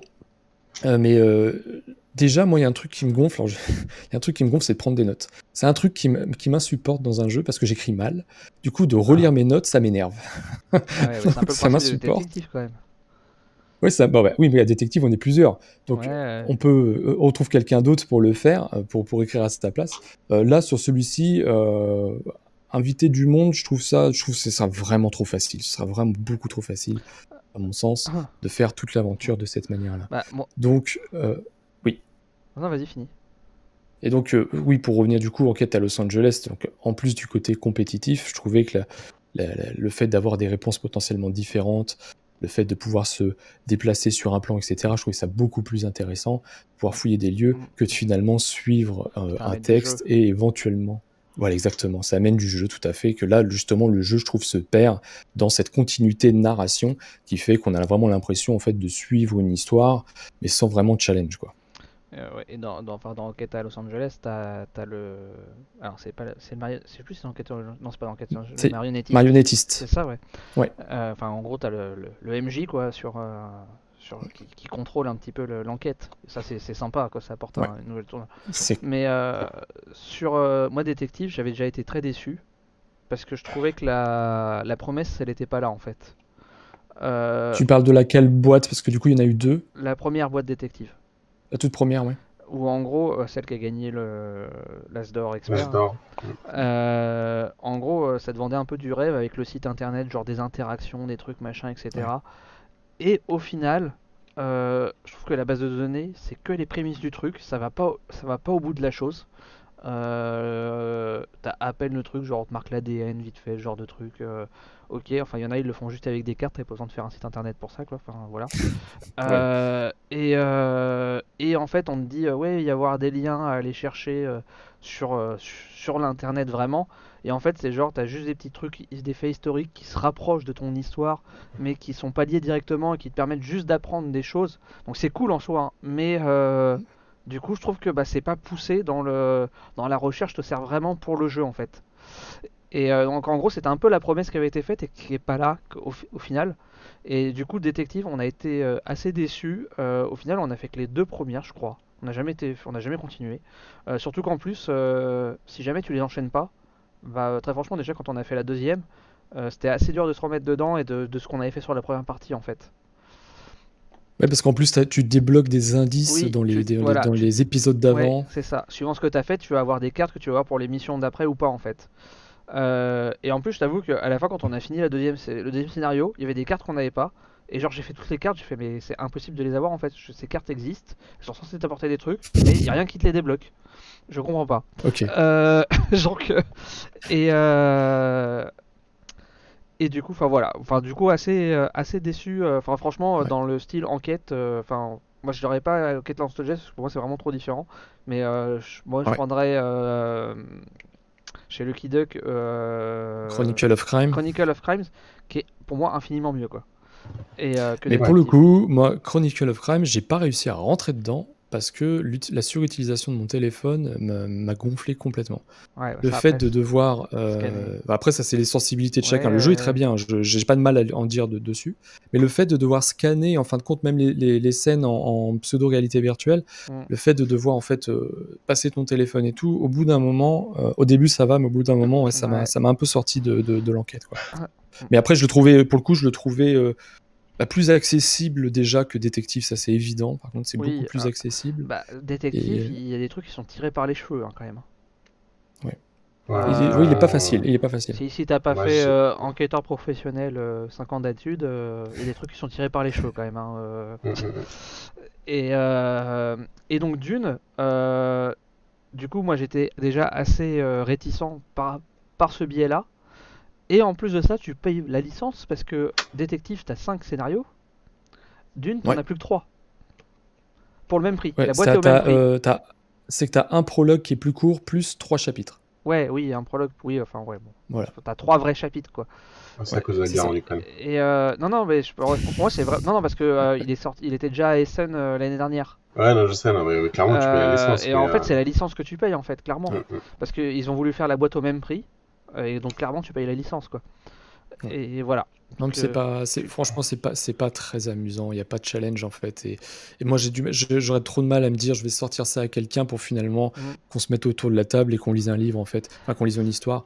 Et du coup, moi, ça m'a sorti totalement beaucoup trop facile et pas assez ouais. interactif enfin pas assez interactif, pas assez d'interaction pardon entre les joueurs. Donc, C'est quoi, c'est pour Vianetta moi, ou quelque chose comme ça, là, l'autre qu'ils ont sorti aussi sur la mécanique détective? oui, c'est J'ai pas du tout testé Vienne- ça. Vianetta, je crois, quelque chose Ah, comme ça. C'est un nom dans ce oui, c'est style-là. ça, Et exact. Est-ce que moi, tu le ressens, l'univers d'une? Oui, tu ressens un peu, parce que bon, t'as les Harkonnen qui mettent la misère à tout le monde. T'es sur Arrakis avec les Fremen, donc t'as des références qui sont faites. Donc tu l'as en soi, mais je ne saurais même pas le conseiller à un grand fan de Dune, quoi. Dans ce cas-là, faut relire les romans, quoi. Là, l'histoire apportée n'apporte pas grand-chose, quoi. T'es vraiment sur un add-on d'un add-on, t'es loin, quoi. T'es vraiment loin, quoi. Alors ça se passe, quand même, le contexte, ça se passe juste après que les Atreides se fassent démolir, en gros. Ça se passe Vienna. juste après là, donc C'est Vienna c'est Connection. ça. C'est ça. Je l'ai pas essayé, celui-ci. Moi non plus. Mais celui-là, tu vois, c'était presque celui-là me tentait plus que le Dune. Cette version-là. Ouais. Et il y en a un qui doit sortir avec des animaux, je crois, le prochain. Sur la mécanique de détective, si je dis pas de bêtises. Ah. J'ai plus le nom en Ah, ça, je tête. l'ai pas. Faudrait que je retrouve, mais si je retrouve. Mais voilà, je sais qu'il y en a un autre qui doit sortir encore. Mais voilà, ouais. Mais en tout cas, ouais, Détective, j'avais été déçu, mais par rapport à. Je pense surtout par rapport à l'offre qui avait été vendue à la base, quoi. Oui. Voilà, comme quoi, faut bien vendre son jeu dès le départ, sinon. ça pose problème. Ah non, mais c'est après. clair, c'est clair. Mm, mm. Tac. Est-ce que vous aviez un autre jeu à parler? Moi j'en ai encore un, mais sinon ça me permettait de chercher, voir si je retrouvais le truc de Yellow en attendant. Sinon tant Si pis. tu veux, moi, j'ai testé Unfold Kids pendant les vacances. Alors c'est Ça, tu peux chercher un attendant. Unfold Kids. Je dis, je dis pas de bêtises, ça Après, s'écrit je vais comme pas en ça. parler des heures non plus, hein, mais... Faut que tu cherches vite, ça veut dire. Faut que je cherche quoi? Ouais, vite. Ouais. Attends, bah déjà faut que j'aille sur la page BGG. Tac. Histoire d'avoir quand même un. Sachant qu'il y a Visuel. il y a déjà un Unfold, qui est pas pour kids pour le coup. Oui. Je sais plus comment c'est son petit nom. Kid moi non Quest, plus. c'est ça? Mission Cookie là? Ouais, c'est ça. Non, c'est ça. Tiens, bah vas-y, je te laisse en parler. Tac. Et ben, allons-y. Du coup, ouais, j'ai découvert ça cet été. J'ai pris un jeu pour emmener avec mon fils pendant les vacances.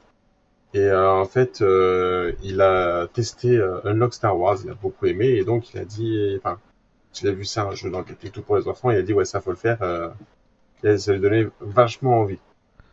Et il faut dire aussi que le vendeur de la boutique, il lui a très très bien vendu, donc j'avais pas d'autre choix que de repartir avec après. Et du coup, Outwall Kids, bah, comment ça se présente? Voilà, au début, on a une boîte, comme ça, là, donc on va me cacher pour qu'on voit un petit peu la cave. Et donc dans cette boîte, on va l'ouvrir. Une fois qu'on ouvre cette boîte, on a tout un tas de choses qui vont venir un peu dans tous les sens. Hop là, et donc on va jouer sur toutes ces choses-là. Et au fur et à mesure qu'on va pouvoir, comment dire, résoudre les énigmes, à chaque fois les énigmes vont être sur un quadrat de chiffres, on va regarder sur le tableau qui est sur le côté là. Est-ce que le code qu'on a choisi c'est le bon code ou pas? Donc si y a un bon code, on passe sur la suite. Et au fur et à mesure, ça va continuer, ça va se déplier, et puis se déplier, se déplier, se déplier. Je vais pas tout vous démontrer parce que voilà, faut pas trop spoiler ce qu'on pourrait trouver dedans, même si en vrai, en passant comme ça, on pourra pas trop se rendre compte. Mais on se retrouve au final avec quelque chose de quand même très très très grand. Et voilà, avec des énigmes à résoudre. Clairement, si vous êtes adulte, vous le faites en 10 minutes et c'est réglé. Mais pour les enfants, il y a des choses qui sont vraiment très sympas. Pour pas en dire trop, on met tous ses sens en éveil pour pouvoir continuer à avancer dans la partie. Plein de petites choses cachées qu'on va se rendre enfin, cachées dans toutes les pages, qu'on va devoir revenir en arrière pour retrouver. Des choses vraiment hyper bien foutues quand on est enfant. Voilà, on a des choses liées là comme ça. Pour récupérer, on ouvre le livre de sa recette. À l'intérieur, on a la recette qui a été déchirée. Du coup, tu te retrouves avec un puzzle. Il faut que tu réussisses à faire le puzzle pour avoir la recette. Vraiment des trucs hyper bien pensés, je trouve, pour les enfants. C'est pas bête du tout. Et le concept comment dire, d'avancer au fur et à mesure comme ça et de découvrir sur style un petit peu origami, des fois un peu pop-up et tout, de tout ce que tu vas pouvoir avoir, j'ai trouvé ça hyper bien foutu. Alors par contre, après, quand faut tout ranger, vu que c'est sur la toute dernière page, quand tu résous, tu as dit félicitations, tu as gagné, on vous dit clairement, prenez en photo ces instructions, parce que c'est la première page que tu replies, et après, il faut que tu revoies ta photo pour replier tout dans le bon sens. Mais vraiment, ouais. Alors, je vais essayer de replier un petit peu pour en montrer un peu plus. Attends, parce que je sais pas pourquoi. T'as figé. J'ai figé, ouais, effectivement. Je ne sais T'as dû point. faire mieux, peut-être Non, réduit la mais fenêtre. oui, alors j'ai réduit sans faire exprès toutes les fenêtres, mais je les ai remis en focus, et donc normalement ça devrait plus être figé. Si je repasse sur le salon, est-ce que... Et ce qui est bizarre, c'est qu'il y a que toi qui est figé en plus. Et que moi, alors attends, je vais peut-être éteindre ma caméra là, ça changera rien. Ben non, mais Ah, moi, je vois que c'est figé, Ouais, c'est figé je vois sur qu'effectivement, je lui suis avec figé. l'image du jeu. Alors, attendez 2 secondes. Et ben, je vous j'essaye. montrerai pas du coup. Ah oui, là. Pendant que J'essaye de Kyoshiro est faire en train de chercher, je vais essayer de meubler. Hop là, voilà. Tac. J'ai juste Voilà. rechargé ta Là, cam. c'est bon, et ouais, ça va parfait. passer. Donc pour vous dire un peu à quel point il y a quand même pas mal de choses, je vais me plier pour montrer tout ça à la Ouais. cam. Et en fait, sur le coup, j'ai pas tilté quand t'as dit Unfold.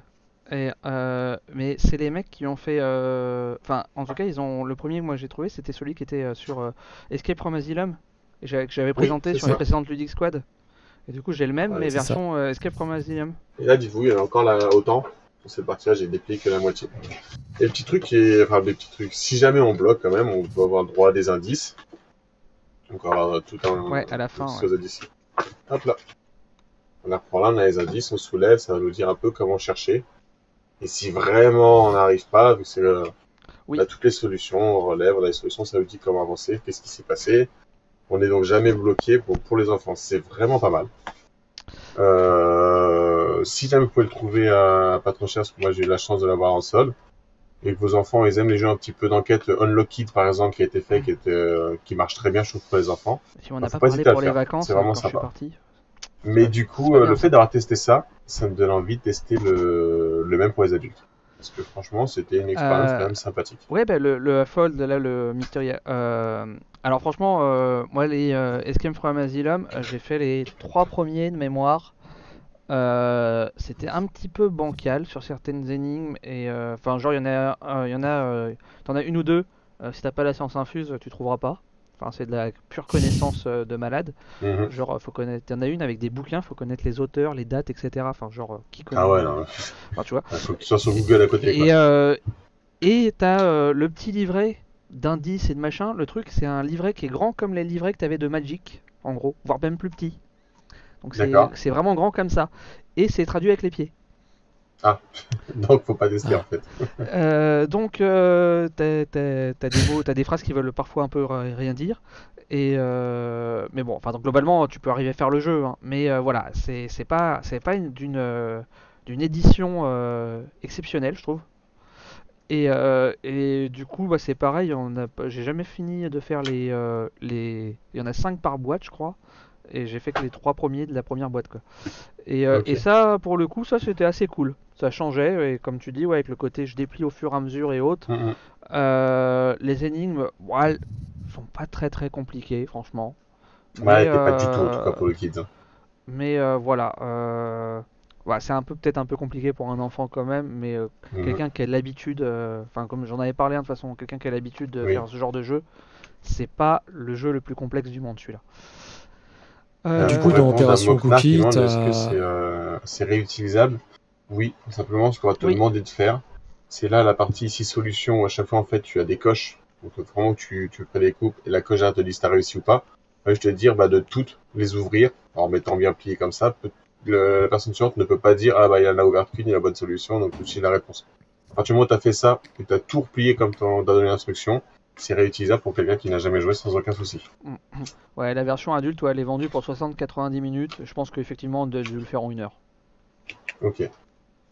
Donc c'est quelque chose que tu fais une seule fois, Après, enfin alors, une fois d'un coup, ouais, one shot, et... je peux pas te confirmer le temps exact parce qu'en fait, quand je l'ai fait, on était avec. Bon, il y avait des enfants et ton machin et autres à côté, et du coup, il y a des moments où tu t'arrêtes, tu dois aller faire un truc à côté et revenir dessus, etc. Ouais, Donc, on l'a d'accord. pas fait d'emblée sans s'arrêter en fait. Donc, c'est pour ça que je te dis environ 1 heure, je saurais pas te dire le temps exact qu'on a mis dessus. Et d'accord, Euh, dans Opération Cookie, par contre, il y en a 2, je crois. Il n'y en a pas 2 des enveloppes Exactement. dedans? Ouais, L'histoire est en 2 morceaux, ouais. 2 chapitres. ok. ok. Bon, je n'ai pas retrouvé pour Yellow, mais du coup, dernier truc que je voulais vous parler, alors je l'avais déjà évoqué sur une précédente Ludic Squad, puisque je l'avais récupéré à PEL, j'avais pas eu le temps de le faire. C'était le Mystery Poster de Argis Games, qui était donc au moment de PEL, qui était un Kickstarter en cours, donc là qui s'est fini. Et du coup, moi j'ai eu le temps de tester entre temps. Donc en fait, c'est un petit jeu d'énigmes qui tient sur un poster. Alors, je l'ai oublié chez mon frère le poster, donc je l'ai plus sous les yeux. Mais en gros, il fait une taille, on va dire A0, si j'ai de mémoire, en termes de taille de poster. Et dessus, bah, t'as plein d'énigmes. Faut que tu comprennes comment ça marche et que tu résolves toutes les énigmes en fait. Et donc en fait, bon, en fait, il y a un truc qui te permet qui te permet d'accéder à un site web qui va te raconter plus ou moins un peu une histoire et qui va te donner donc les différentes réponses que tu dois filer aux différentes énigmes. Mais c'est à peu près tout en fait. Tu sais juste que tu as X énigmes à trouver. Et après, bah, tu dois rentrer les réponses et tu valider pour savoir si c'est bon ou pas.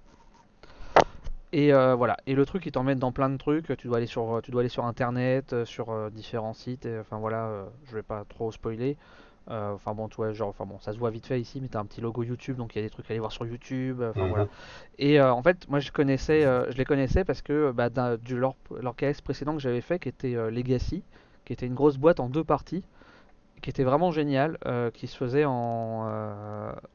Franchement, je pense qu'on y avait passé 3-4 heures sur chaque partie, donc t'avais genre pour 7-8 heures de jeu avec la boîte, avec celle-ci là. Euh, et franchement, là, le poster, alors je sais plus combien il est, mais il est pas excessivement cher sur le caisse, il doit être une dizaine d'euros, je crois. Et ben c'est pareil, c'est vraiment excellent. Moi je l'ai fait et je l'avais filé à mon coloc qui l'avait fait avec un groupe aussi. Et lui il l'avait vraiment fait, genre ils sont partis en vacances, il l'a affiché à un mur, puis il les a laissés un peu découvrir le truc et puis se mettre dans l'ambiance du poster et de, entre guillemets, je vais pas dire l'enquête, mais enfin voilà quoi. Et ils ont été à fond dedans, ils ont surkiffé le poster. Et moi je l'ai fait, on l'a fait à deux et enfin à deux. On était 4 au début et on a fini à 2. Euh, bah, il était tard, il y en a qui sont partis se coucher et nous on n'a pas voulu aller se coucher, on a fini le jeu. Je vais pas aller au bout. C'est ça l'esprit. C'est l'esprit. Et donc du coup,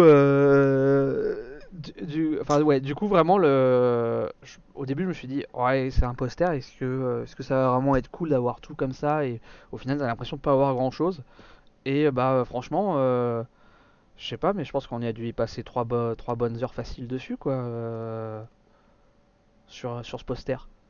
Juste à chercher des indices sur le poster Ouais, à juste la à chercher les macro différents time, trucs, à quoi. les relier ensemble, ce qui doit être relié ensemble pour trouver les solutions quoi.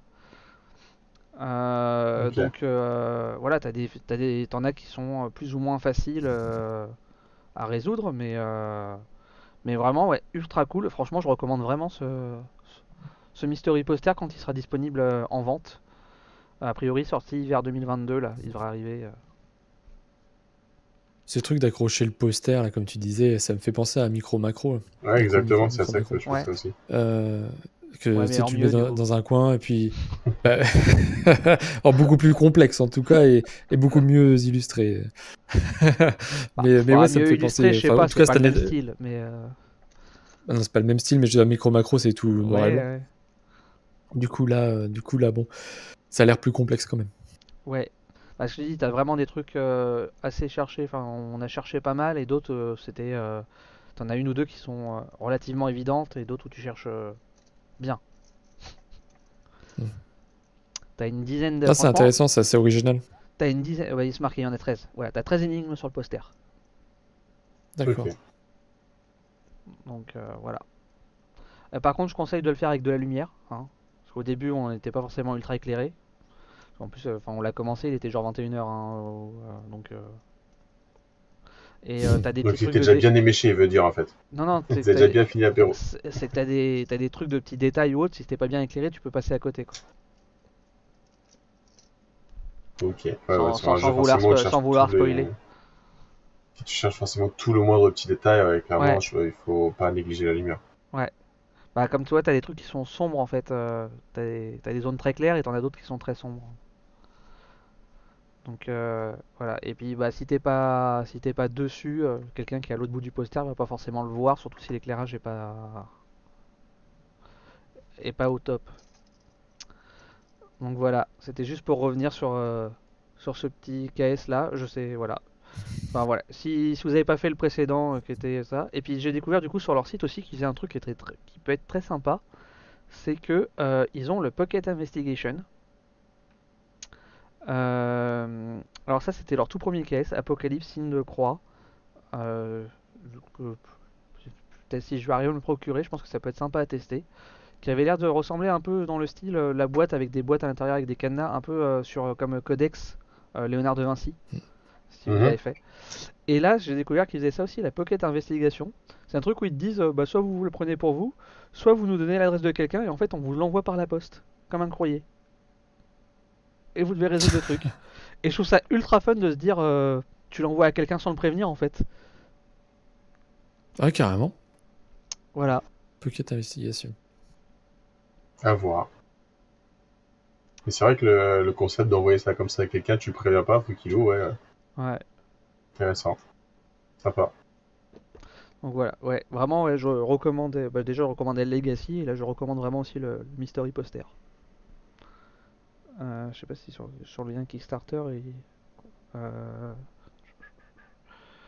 combien il était? Ouais, il était à 13 €. Bon, après, il y avait les frais de port en plus, hein, Ouais, mais ça reste un poster quand même, hein. J'espère que voilà. c'est pas un truc qui va arriver hors de prix non plus, quoi. C'est un poster. Qui va arriver quoi? Bah, hors de prix. Ah oui, oui, Faudra que oui. ça augmente, etc. Oui, C'est non, juste mais un enfin voilà, poster, non, hein. oui, oui, ça reste un poster, mais du coup, voilà, en gros, pour une quinzaine d'euros, t'en as pour 3-4 heures de jeu, quoi. Mhm. Eux, ils mettent Ouais. 120 à 180 minutes. Je pense que 120, ils sont. Quand Bon, tu vois pour 30 si tu euros le joues temps que à t'as si tu, sur Unlock, c'est pas forcément excessif. si tu joues à 3 personnes, je pense qu'ils ont vraiment l'habitude, ouais, peut-être 120. Mais pour avoir des idées différentes, quoi. Mais sinon, ouais, Mhm. on est à un bon 180 minutes. Voilà, voilà. C'est sûr qu'après, laisser accrocher, ça fait plus joli qu'un poster de micro-macro. Ouais, ouais. Bon, après, Alors, ouais, regarde, mais enfin. remarque, micro-macro, en fait, tu achètes le truc, tu le fais, et une fois que t'as fini, tu le donnes aux enfants en coloriage pour les occuper pendant les vacances. C'est vrai. Ouais. Voilà, tu vois un peu certains éléments du poster en plus gros, quoi. Voilà, voilà. C'était le Mystery Poster. J'ai un pote qui a pris un truc comme ça pour son fils, où toutes les semaines, il recevait des missions à faire en tant qu'agent secret. Ah bah c'est cool ça. Bah, je sais. Ah, ça me Si jamais parle, tu retrouves ça. le nom, ça peut être Mais sympa. alors je Ouais. sais qu'ils font un Ça me truc, eux parle. sur leur site tu peux t'abonner en gros et t'as des énigmes sur leur site, énigmes en ligne en fait. Je crois que c'est le même principe, justement. Et en Ça me parle, ce truc-là. voilà, et donc en gros ça tu t'abonnes et je crois que genre chaque mois ou chaque je sais pas quoi t'as des voilà, t'as des ouais t'as des mini jeux en ligne.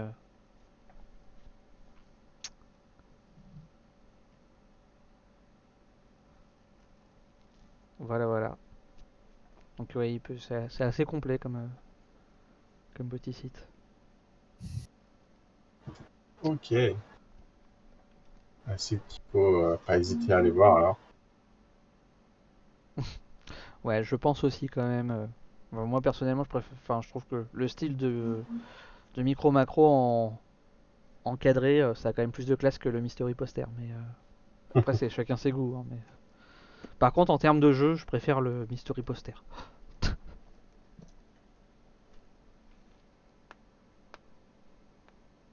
Mais le truc surtout, c'est que tu peux prendre juste quelques missions, ça marche. T'es pas obligé d'être abonné 6 mois pour avoir toute l'histoire.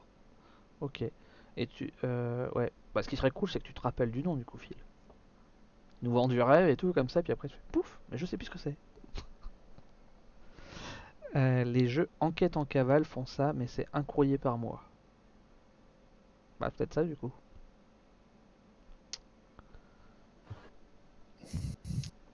Voilà voilà. Du coup tu voulais qu'on essaye d'aller voir la page Je de vais mettre le Legend lien of du coup You. tu disais là. Pour ceux que ça intéresse, pour te poster et tout ça. Ouais, ça serait cool ça file. Voilà. Legend of You. Alors moi je connais pas du tout Legend of You. Moi non plus. Du coup c'est un Kickstarter, c'est ça Il me semble que c'est ça. Il me semble que c'est un Kickstarter. On nous en avait parlé il y a 2 semaines, donc il fallait qu'on Ah, moi j'étais en vacances moi. regarde ça. Oui, tu étais en vacances, je confirme. Excuse-moi, tu m'étonnes. Je trouve pas sur internet. Legacy of You, c'est sur. Legacy of Ah, You, Ok, exactement. Legacy. Et forcément, Voilà. si j'ai pas Non. le bon nom sur Board Game Geek, Legacy Ouais, of You. Legacy of You. Ah, c'est bizarre, le plateau me parle. Tac. Ça fait Ah, le très. plateau, ça doit Le être jeu en allemand, le les plateau. pillards les pillards de Civi, ça doit être si tu as déjà joué. Ouais. Ça ressemble beaucoup à ça. De toute façon, c'est exactement c'est du Shem Phillips, c'est exactement. Il reprend exactement la même iconographie. Ouais, du coup, c'est du placement d'ouvriers, de ce que je crois comprendre du plateau. C'est ça, placement d'ouvrier, mais c'est un jeu exclusivement solo. Donc, quand on D'accord. aura peut-être un peu plus d'informations, on pourra l'évoquer. Mais c'est ça qui est assez intéressant pour le coup. Alors, ouais, enchaînement, deck, bag and pool building, end management, scénario, mission. Il y a une campagne. Placement de l'ouvrier. Bon, ça c'était facile à deviner avec le plateau. During the reign of Emperor Yao, people of ancient China were considered plagued devastation. Ok, ça c'est l'histoire, mais il n'y a pas. Alors, tu joues un héros légendaire de la dynastie Xia. Xia. You the Great. Et ton but c'est de construire le canal.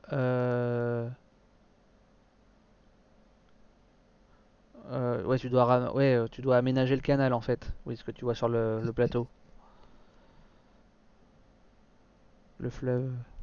On dirait, ouais. En Faire, tout cas, faire développer ton village contre tes voisins barbares. Ok, ouais, et donc au fil de la campagne, ça t'ajoute de nouveaux éléments de gameplay. Mais du coup, c'est du Legacy ou c'est pas marqué Legacy, je crois pas.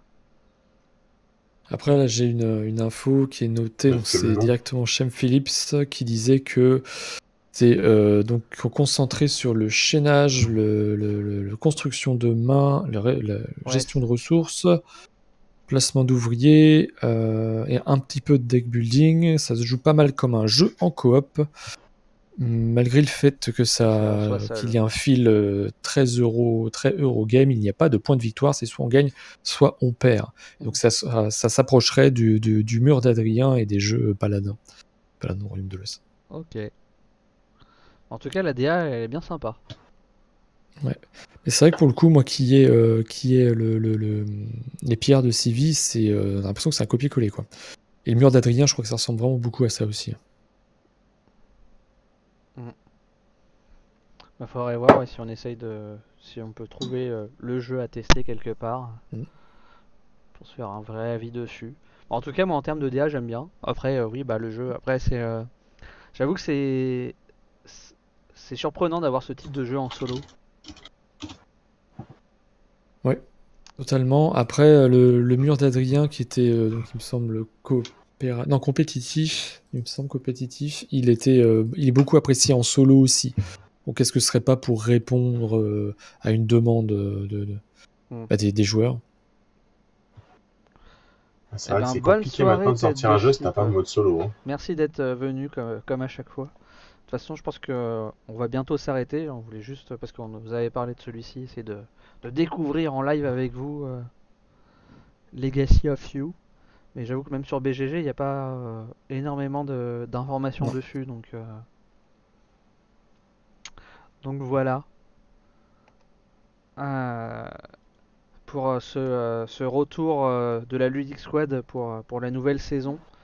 Parce que bon après j'ai joué à d'autres jeux cet été, hein, mais c'est des jeux sur lesquels on avait déjà parlé sur les précédentes émissions. En fait, comme j'ai passé des étés plutôt dans un environnement familial, j'avais ramené des petits jeux genre 10, l'hippogramme, Zoku, Fou Allié. Donc j'ai beaucoup joué à ce genre de jeu. Punto. 10, ça a bien marché en Orléans en tout cas. Ouais, mais 10 c'est l'un des jeux que j'ai le plus joué, je pense, pendant mes vacances, ouais. Vraiment excellent ce jeu. Ouais, c'est pas le jeu de l'année, le jeu du siècle, mais pour passer un bon petit moment, il est pas mal, je trouve. Ouais, j'ai joué à Bestiole en guerre aussi. C'est moi ou je suis en miroir? Non, très bien. Ah oui, oui. Oui, t'es un miroir, effectivement. Ouais. J'avais pas fait gaffe. C'est pas grave, on a compris. Donc il a joué avec Sid, lui, cet été. Ouais, moi j'ai Axid. C'est pas mal, Axid. C'est un petit jeu, faut faire des suites de 9 à 1. De Sid à Anu. Donc ouais, voilà. Mais bon, du coup, voilà, j'ai fait pas mal de jeux familiales et voilà. Alors, j'ai juste parlé enfin en tout cas pour ma part, des découvertes cet été. Et ben écoutez, on se dit à dans 15 jours pour une nouvelle émission. Voilà, je sais pas si vous je crois qu'il n'y a plus rien cette semaine. Hein. Moi, ça va pas d'autres émissions cette semaine. Alors, en termes de live, sur le reste de la semaine, je vais regarder l'agenda rapidement. C'est vrai que j'ai oublié de regarder l'agenda. Non. Là, ça revient normalement pour lundi, les cartes sur table. Lundi prochain, cartes sur table, à 20h30. Attends, je me trompe normalement. peut-être là. Si je vais sur mon Google. Non, je dis des bêtises. Entre Rollist mardi prochain. Les cartes sur table, mardi prochain, c'est mardi prochain qu'on fait notre partie de Alien, si je dis pas de bêtises. C'est mardi 13. Mardi 13. C'est pas la semaine prochaine, le 13 ? Non. Non. Non, pas encore. Je vais encore. Ah oui, c'est dans 2 semaines. Partie en live. Ok, donc ouais, donc la semaine prochaine, il y a entre Rollist et c'est tout. Entre Rollist, ensuite entre deux guerres, faut pas oublier entre deux guerres, et je crois qu'il va y aussi avoir un rapport de bataille sur Age of Sigmar. Ah, c'est cool ça. Voilà. Ouais, qui fait du coup il y a un créneau demain pour une ludique. Oui, mais non. Voilà. Voilà. Puis du coup là, je t'avoue que à part aller faire des recherches sur les Kickstarter en cours, là, je saurais pas trop de quoi te parler demain tout de suite. Donc faire des émissions pour faire des émissions, c'est. Oula, je sens qu'on est figé encore. Oui, c'est ça, t'as dû réduire la fenêtre, j'ai l'impression qu'on est figé là. Tac. Hop là. Ah bah cette fois c'est. Non, c'est bon. On est plus figé. C'est bon. Faut pas hésiter à me dire quand je fais des bêtises comme ça. On ne sait jamais. Il est encore en vacances un peu dans sa tête. Ouais. Bah là, bon, j'avoue que je suis rentré un peu lundi soir, donc enfin en gros mardi quoi. Donc là, c'était un peu la préparation à l'arrache pour le live de cette nouvelle saison, de tout remettre en place vite fait. Voilà. Ouais, t'inquiète, c'est pas pire que le stagiaire de 2 semaines. Ça va. Ah bah, tu vois, il y avait pour le Une poule sur un mur qui me prévenait qu'on était freeze. J'étais plus rapide à le voir que le décalage du live. Ok, et ben écoutez, bonne soirée à tous. Ça fait déjà une bonne émission. Et on se dit merci à vous deux, donc du coup, et puis on se dit à dans 15 jours pour de nouvelles aventures. Voilà. À dans 15 jours. Dans 15 jours du coup. Bonne soirée, salut. Ciao tout le monde. Bonne soirée. Ciao.